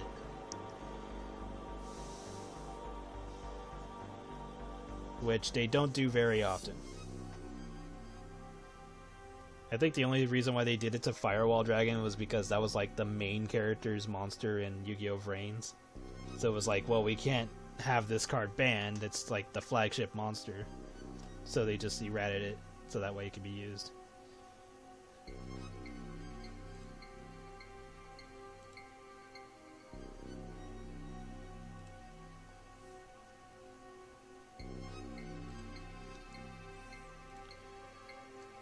But then some of the more stable cards kind of got errated for whatever reason.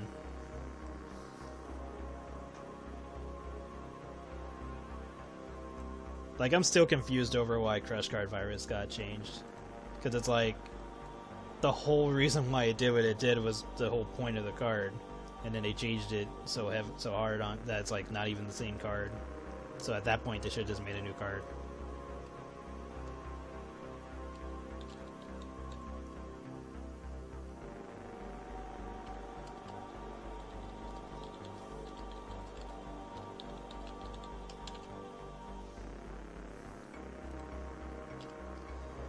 And that's something I have to consider with my game. It's like, if I ever noticed a card being too good, I'm likely going to, like, let's just say I banned it in terms of, like, you know, tournament wise or whatever.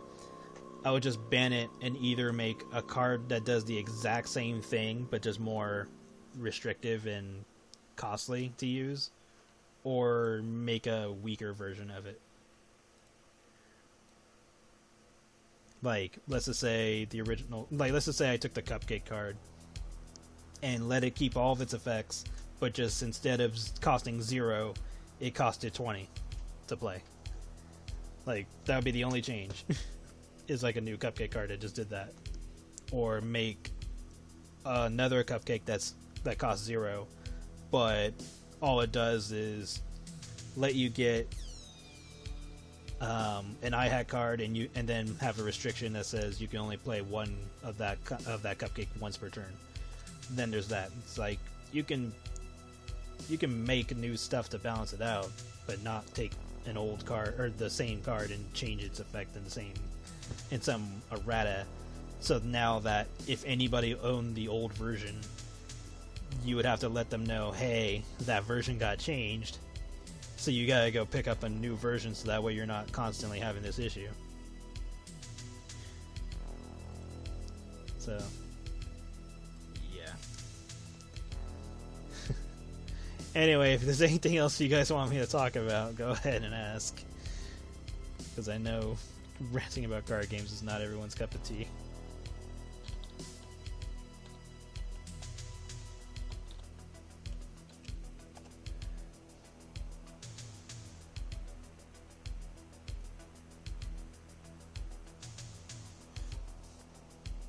Well, Kiwi's aware that if you auction in this game, that's like kind of a hint saying like, oh, you're in a tight spot, you might want to recover your GP. So Kiwi's taking that as a hint that Eden doesn't have anything useful.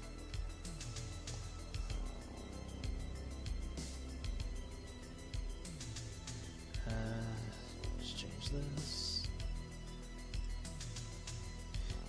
Because one of the downsides to auctioning in this game is that you can't deal any damage to your opponent and you can't attack. So there'd be very few reasons to want to auction in this game.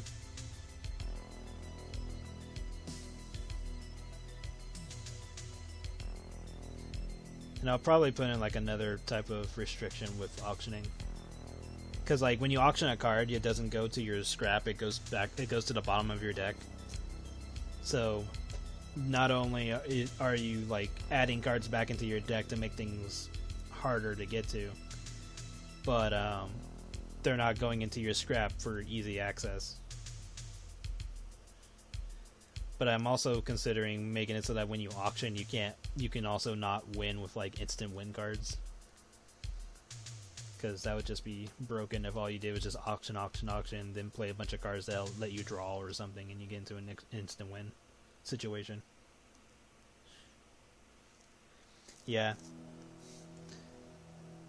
And the other thing is that Eden didn't use her Celestial Plane to get another character card that could possibly help her in this situation. Assuming that she even has one, which could have been the reason why she didn't do so. So all she's doing is kind of giving Kiwi a bit of tell of like, oh, you're in a tight spot, you don't have anything to get rid of my combo.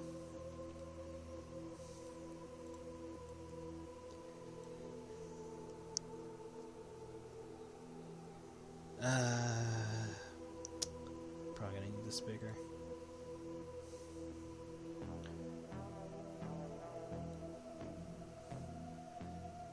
Because I kind of want Kiwi to explain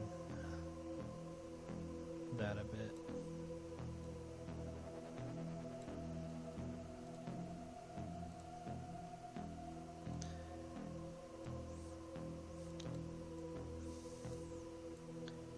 Anyway, sorry again, I know I'm still talking about card game stuff. But mostly it's just because I'm trying to keep all that stuff in mind for when I work on my stuff. Because I want to put out another set either this month or next.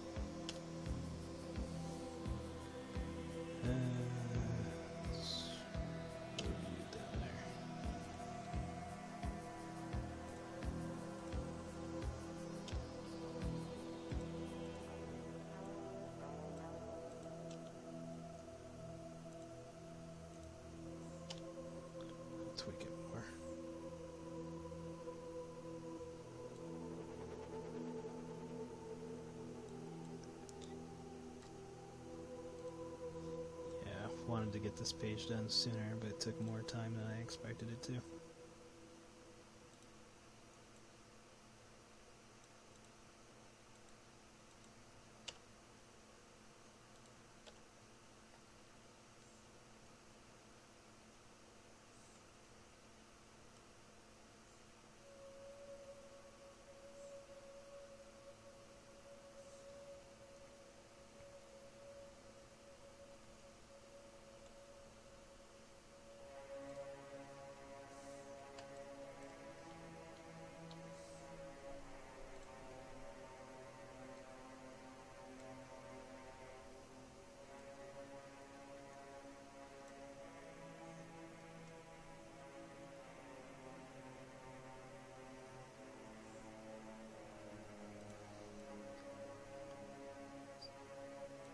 But yeah, there's a possibility that Eden could get something to help her in this situation.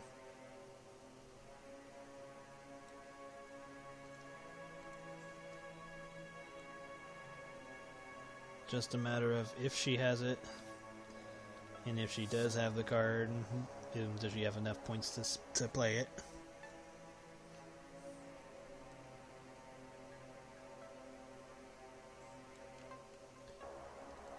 Okay, let's move this over here.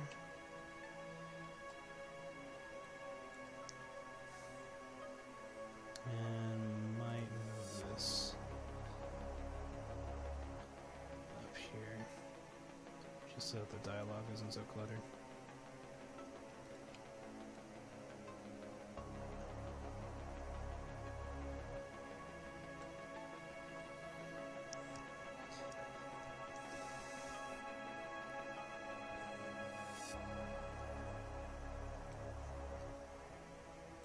And I might make simplified text to show how all these are triggering.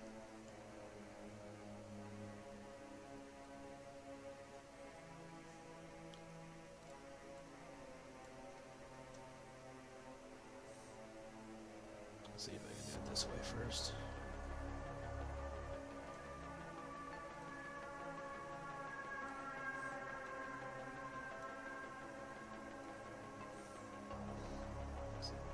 Not too big of a deal of the bubble going over the cards.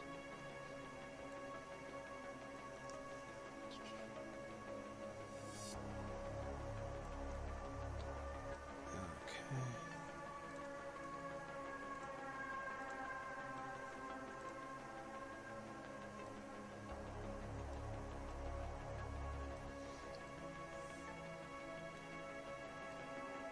Yeah, I definitely like to make more comic stuff with the card game. Though if I did, I'd probably do it in black and white.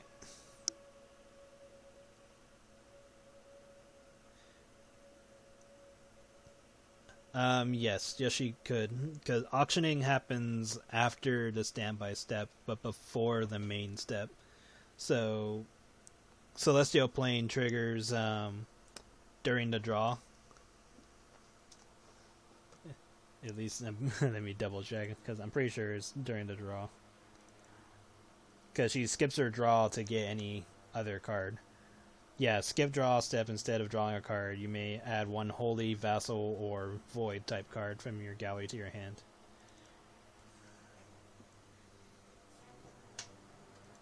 So yeah, she could have gotten another card with Celestial Plane, but instead she just drew normally. Because she had already done it to get Jam. Yeah, because she used the ability to get Jam, and then to her, Jam is the strongest card she has in her deck. So at that point, she's probably like, I'll just draw more cards, or just draw cards normally, because that way she'll get whatever other card that could help her in a situation, possibly. But if she's trying to go for Holy, Vassal, or Void, she either doesn't have those cards to get, which is probably why, which is another reason why she probably drew, or she didn't consider it and just drew normally without thinking.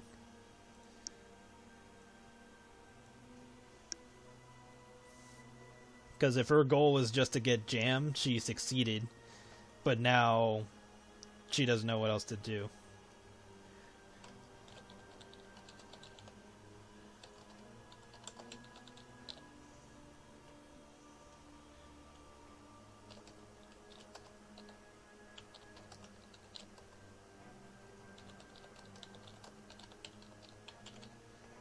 There's gonna be some small ass text for this. Let's try 8 for now. Cause there's gonna be a fucking chain.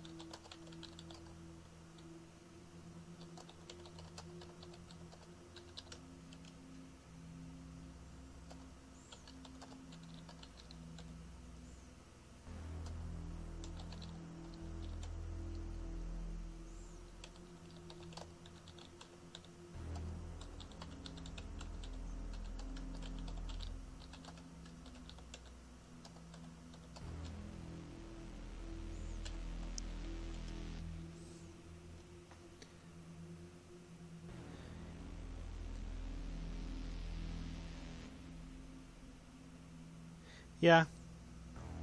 Kiwi's talking a lot of shit. And it might backfire on her. It's always that possibility.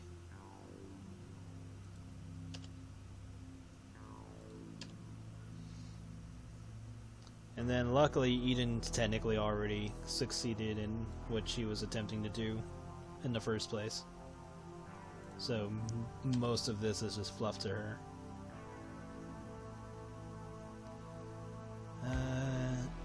Making sure I did all this. Yep, necklace gained her points. Blah blah blah blah blah. Gets points, points. Okay, should be good. So yeah, I just gotta make sure I add the appropriate cards to Kiwi's hand.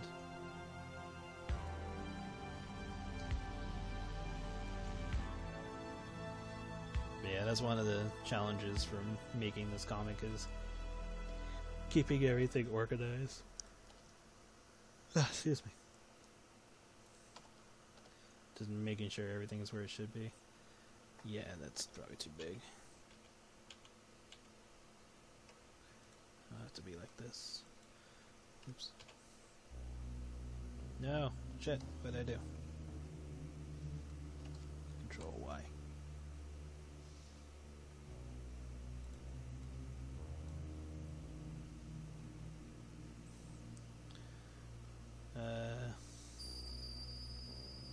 That's weird.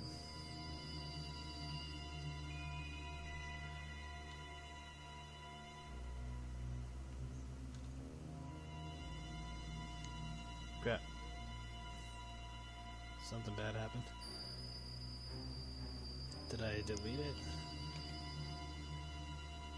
God damn it.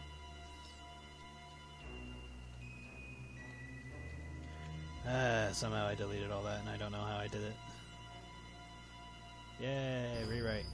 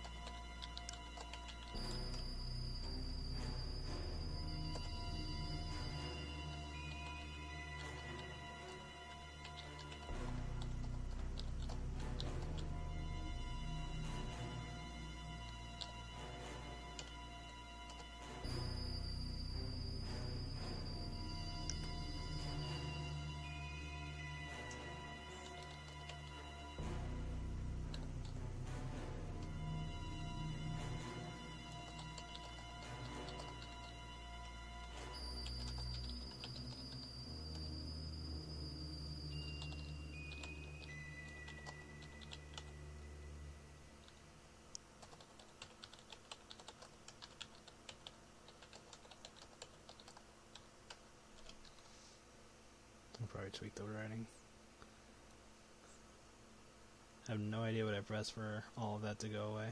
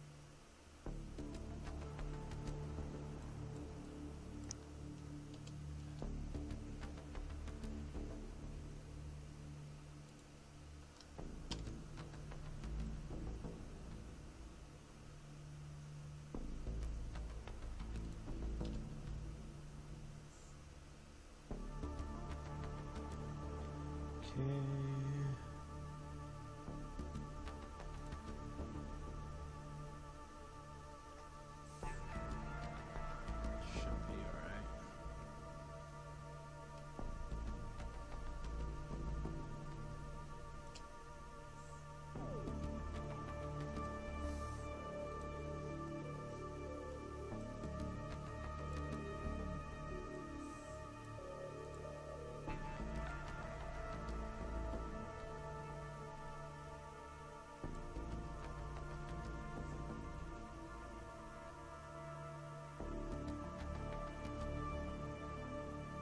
Wow, it's already midnight over there.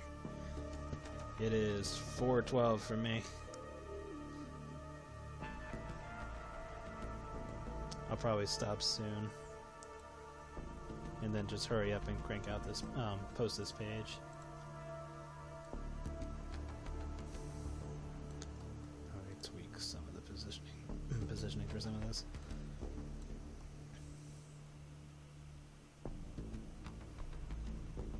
Wordy o'clock. Or Wordle o'clock. 13 minutes past Wordle. If I knew more cultural stuff, I would definitely use it more. Because a lot of my characters are from like different parts of the planet. Like I would love to learn every language in the world just so I could use it for comics. And I know some people want to help, but it's like I can't rely on other people in a timely fashion for stuff like that. So Google Translate, you're my friend. You're my friend in for this situation.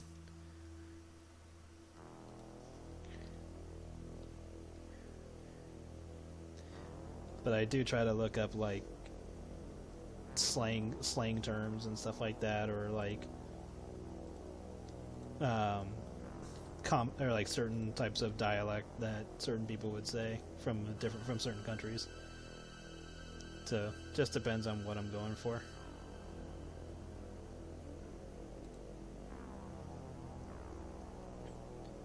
Okay, so she says all this nonsense.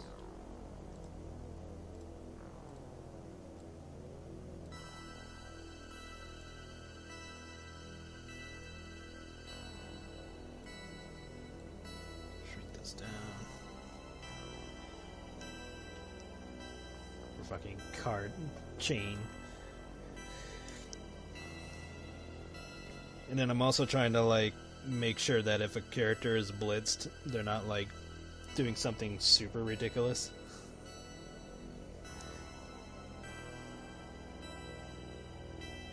And if they do, like have some type of penalty or restriction to make up for it.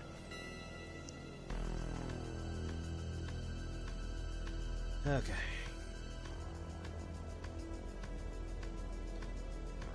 So let's just see. So let's see. Kiwi was at like 13, I think. Yeah, she was at 13 by the time she ended her turn. So where would this put her? So Kiwi and the necklace alone puts her at 23. And then Marcy was at 26 before the feast triggers. Oh yeah, it's delicious meal, not delicious feast. So that's like another 13. So she'd be at 36.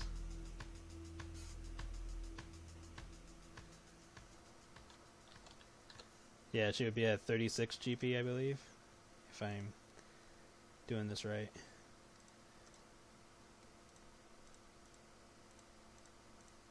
Yes, she will be at 36. And that's only if her combo stays intact, which is likely going to happen.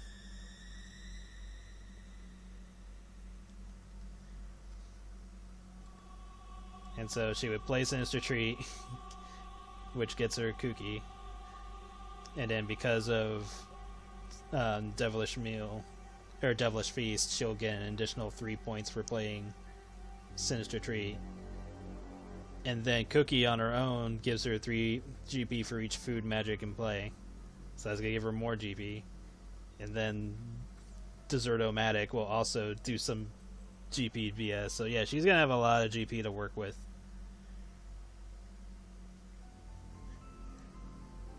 But she has very few cards left in her hand, so having all that GP isn't really going to go anywhere. But I mean, she's still in the game.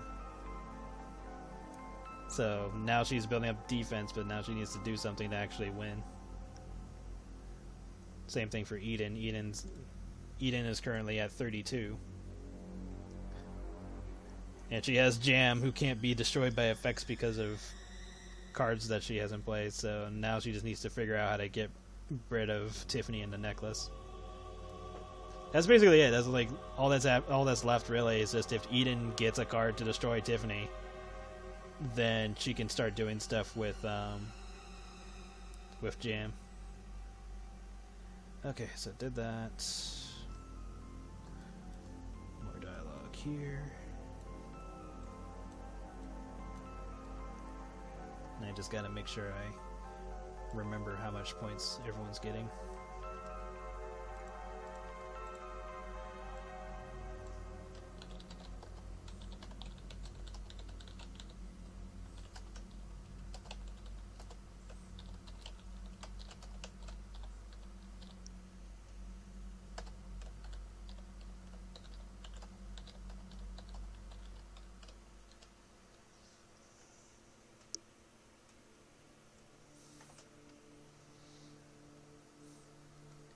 How many food cards does Kiwi have in play?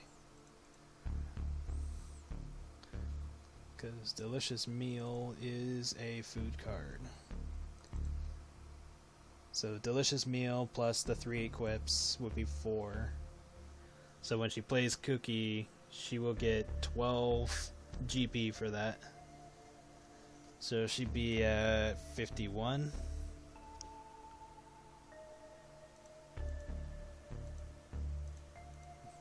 Should be right. Yeah, because she didn't start playing food cards until after her board got wiped.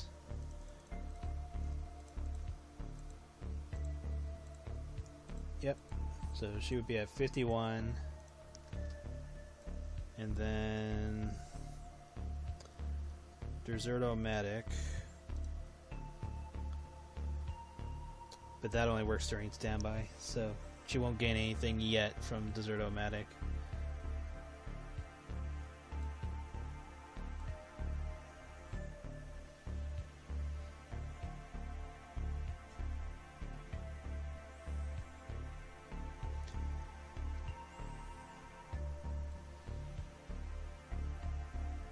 Yeah, and Kuki only works when she is first drafted. So Kiwi will be down by 10 for drafting Kuki, so she will be back down to 41.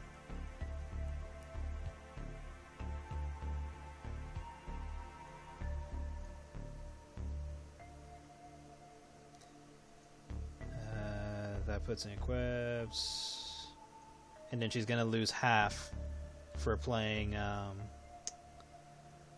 Desert-O-Matic with Kuki's effect, so half of 41. And yes, there's a point thing in this game, so she'd be at 20.5.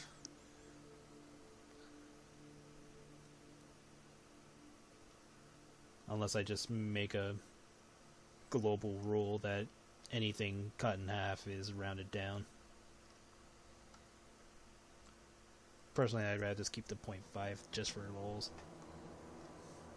I still laugh that there's a Yu-Gi-Oh card with called Castle of Dark Illusions that has, I think, 1970 defense.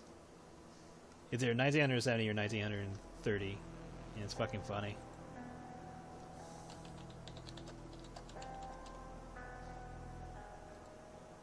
Let me look it up real quick. Like, I wish they would use that card more just because of stuff of that. Yeah, it's 1930, and its attack power is 920. I think it's like the only monster that has this like bizarre stat now. Because I don't remember any other monsters having this.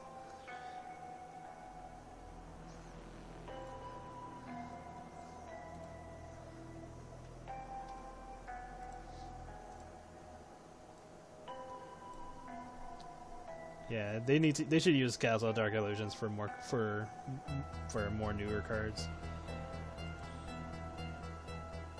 Just because it's funny. I'm surprised they went back to using Thousand Eyes Idol and Relinquished and all that. I was like, wow, you guys didn't forget about these cards? Yeah, actually, we can do better. What the hell?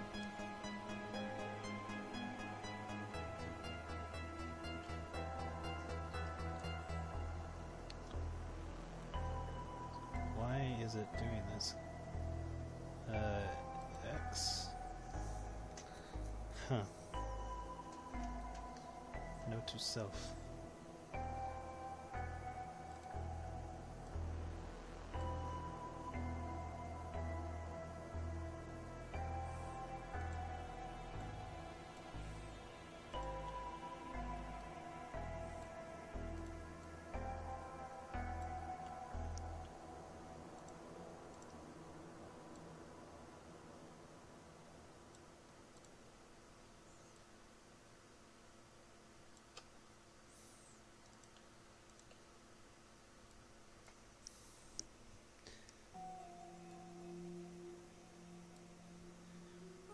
Yeah, I think I'll stream for a few more minutes and then I'll stop and then I'll just trug along finishing this page and post it on in the Dropbox.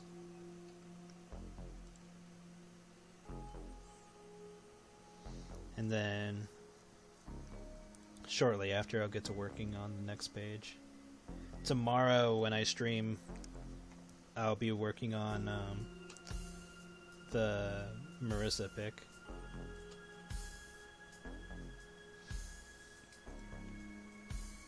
I really don't like how that looks.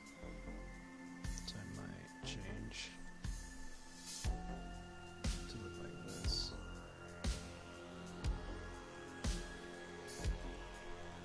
Yeah.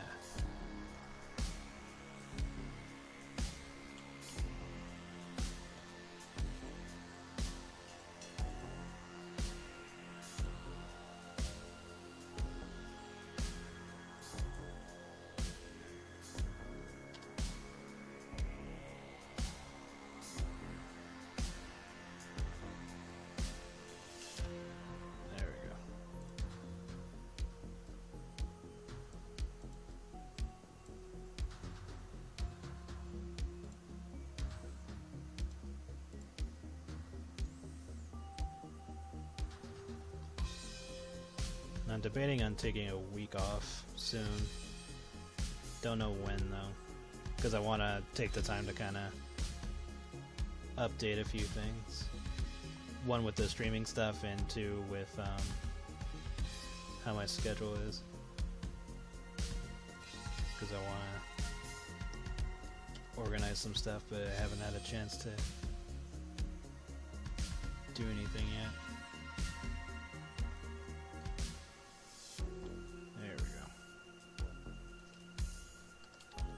Maybe I won't. Maybe I'll just try to work it in. But if I need it, I'll let people know.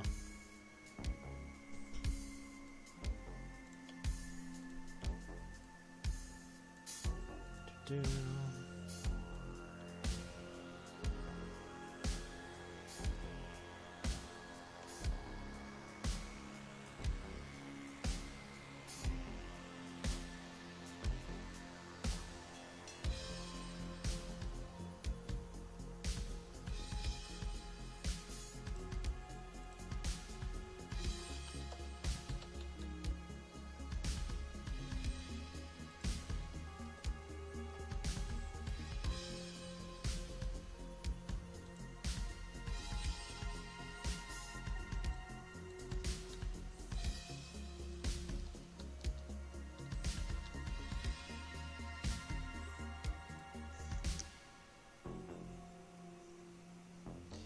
Yeah, I'll probably just set a rule where you round it down.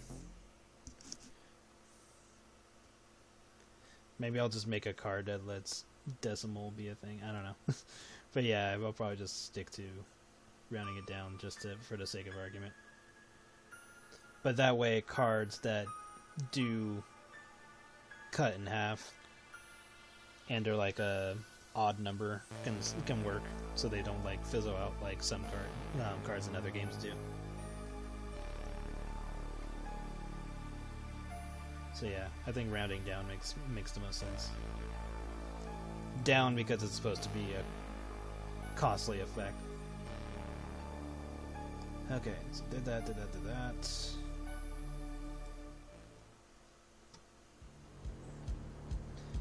Just make sure.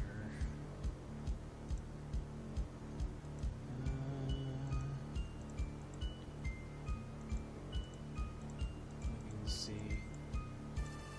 what else character cards got used. Okay, so that's fine. I don't need to do an effect. A special effect with that.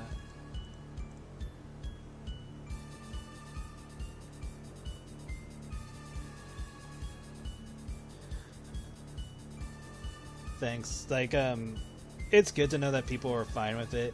I just get iffy with taking time off because I know, like, I know I'm trying to get like certain amount of pages out a month, and trying not to like drag out comics more than I need to. I just get a little. Is it self-conscious? I don't know. I don't know the term that I'm thinking, but I just get iffy about taking too much time to do things, or taking a break, so that means people are waiting even longer for something to finish or whatever they're here for. Okay, let's put some dialogue for her.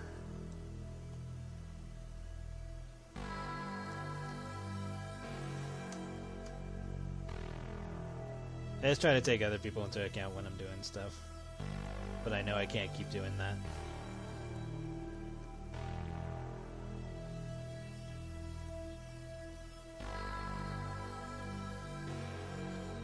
This is eerie music.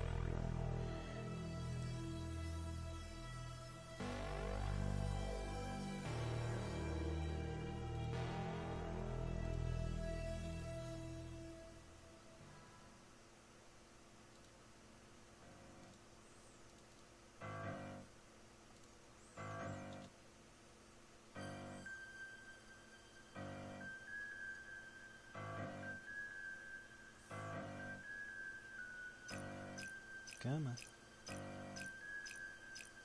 Yeah, I think I'll finish this panel and then call it for now. Like, I'll still work on this, but I'm just gonna crank away faster. And then hopefully I'll be done with this in like the next hour or so, maybe less. Shouldn't be much longer. Come on. Save my stuff, please. Thank you. Last thing I need is this thing dying on me for whatever reason.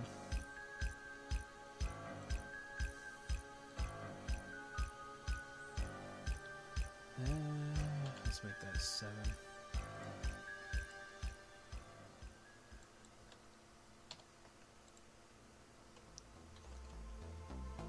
Eeh, why is it so ugly on that?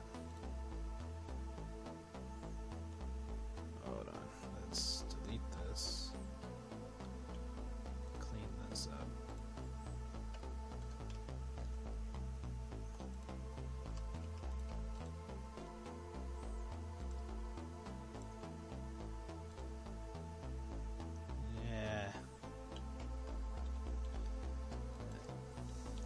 fix this.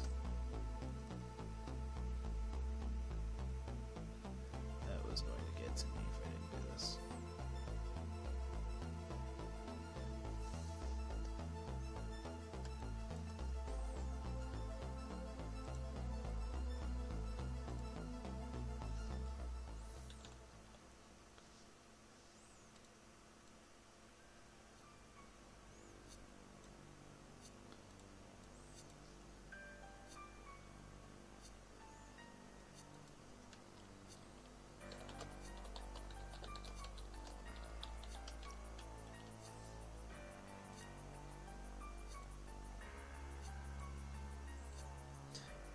Kind of eerie that I started typing this and then this music came up. I was like, oh yeah, that's reassuring.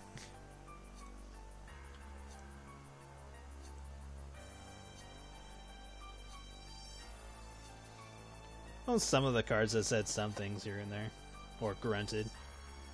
But in terms of dialogue, she's probably the only one that actually said anything.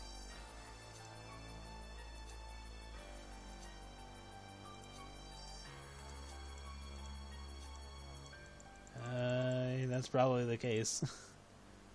Yeah, everyone else seems to have just been grunting. Checking. Yeah, everyone else was either just said like a loud roar or whatever. Or just grunted in some way. And then there was Becky, who flipped Eden off when she was getting removed from the field. So they have some personality. Where is the type of text I want to use for this? Is it system?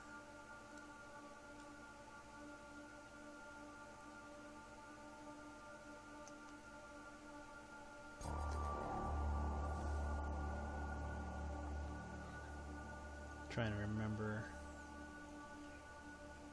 which text I use for this. For robots.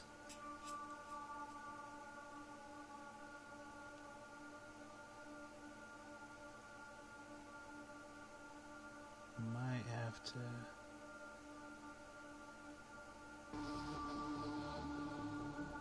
I think I know. What do I use for this? Arial black. Let's try that.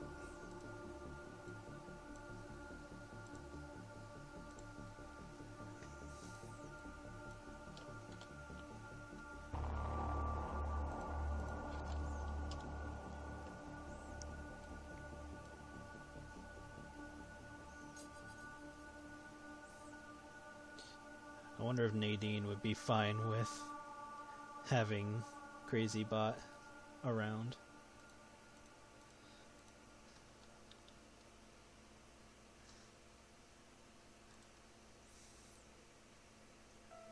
Then again, Nadine's got her own nonsense to worry about. Okay, that's fine. I'm just gonna leave it alone. Although I do want to check one more thing. Black Circus.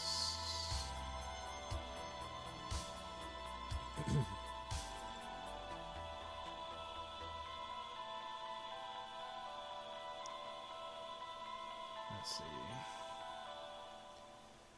Page 24.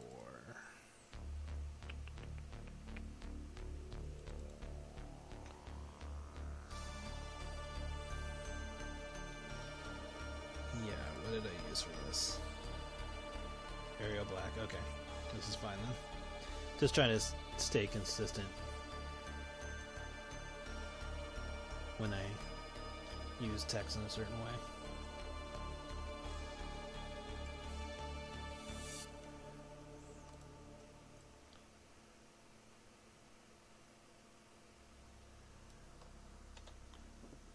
Okay, I think I'm gonna call it for now. But excuse me. I should be done with this page in about an hour. and I will let people know on Patreon and Discord and all that. But yeah, thank you everyone for coming and dealing with my long rant about Yu-Gi-Oh! Or whatever card games I was talking about. And also, you know, me making the cards and making the other art and stuff like that. I do plan to stream tomorrow and work on Nadine for a while. If there's anything else I want to work on, I'll probably work on it during the stream too. Next week, I should be getting the picks for the poll winners done during that week, so I'll be doing that too. Yeah, thanks again for coming. Have a good night or morning or whatever time zones you guys are in. I am going to work on the dialogue and get this out as soon as possible. And yeah, I will see you guys again later. Have a good night. Bye-bye.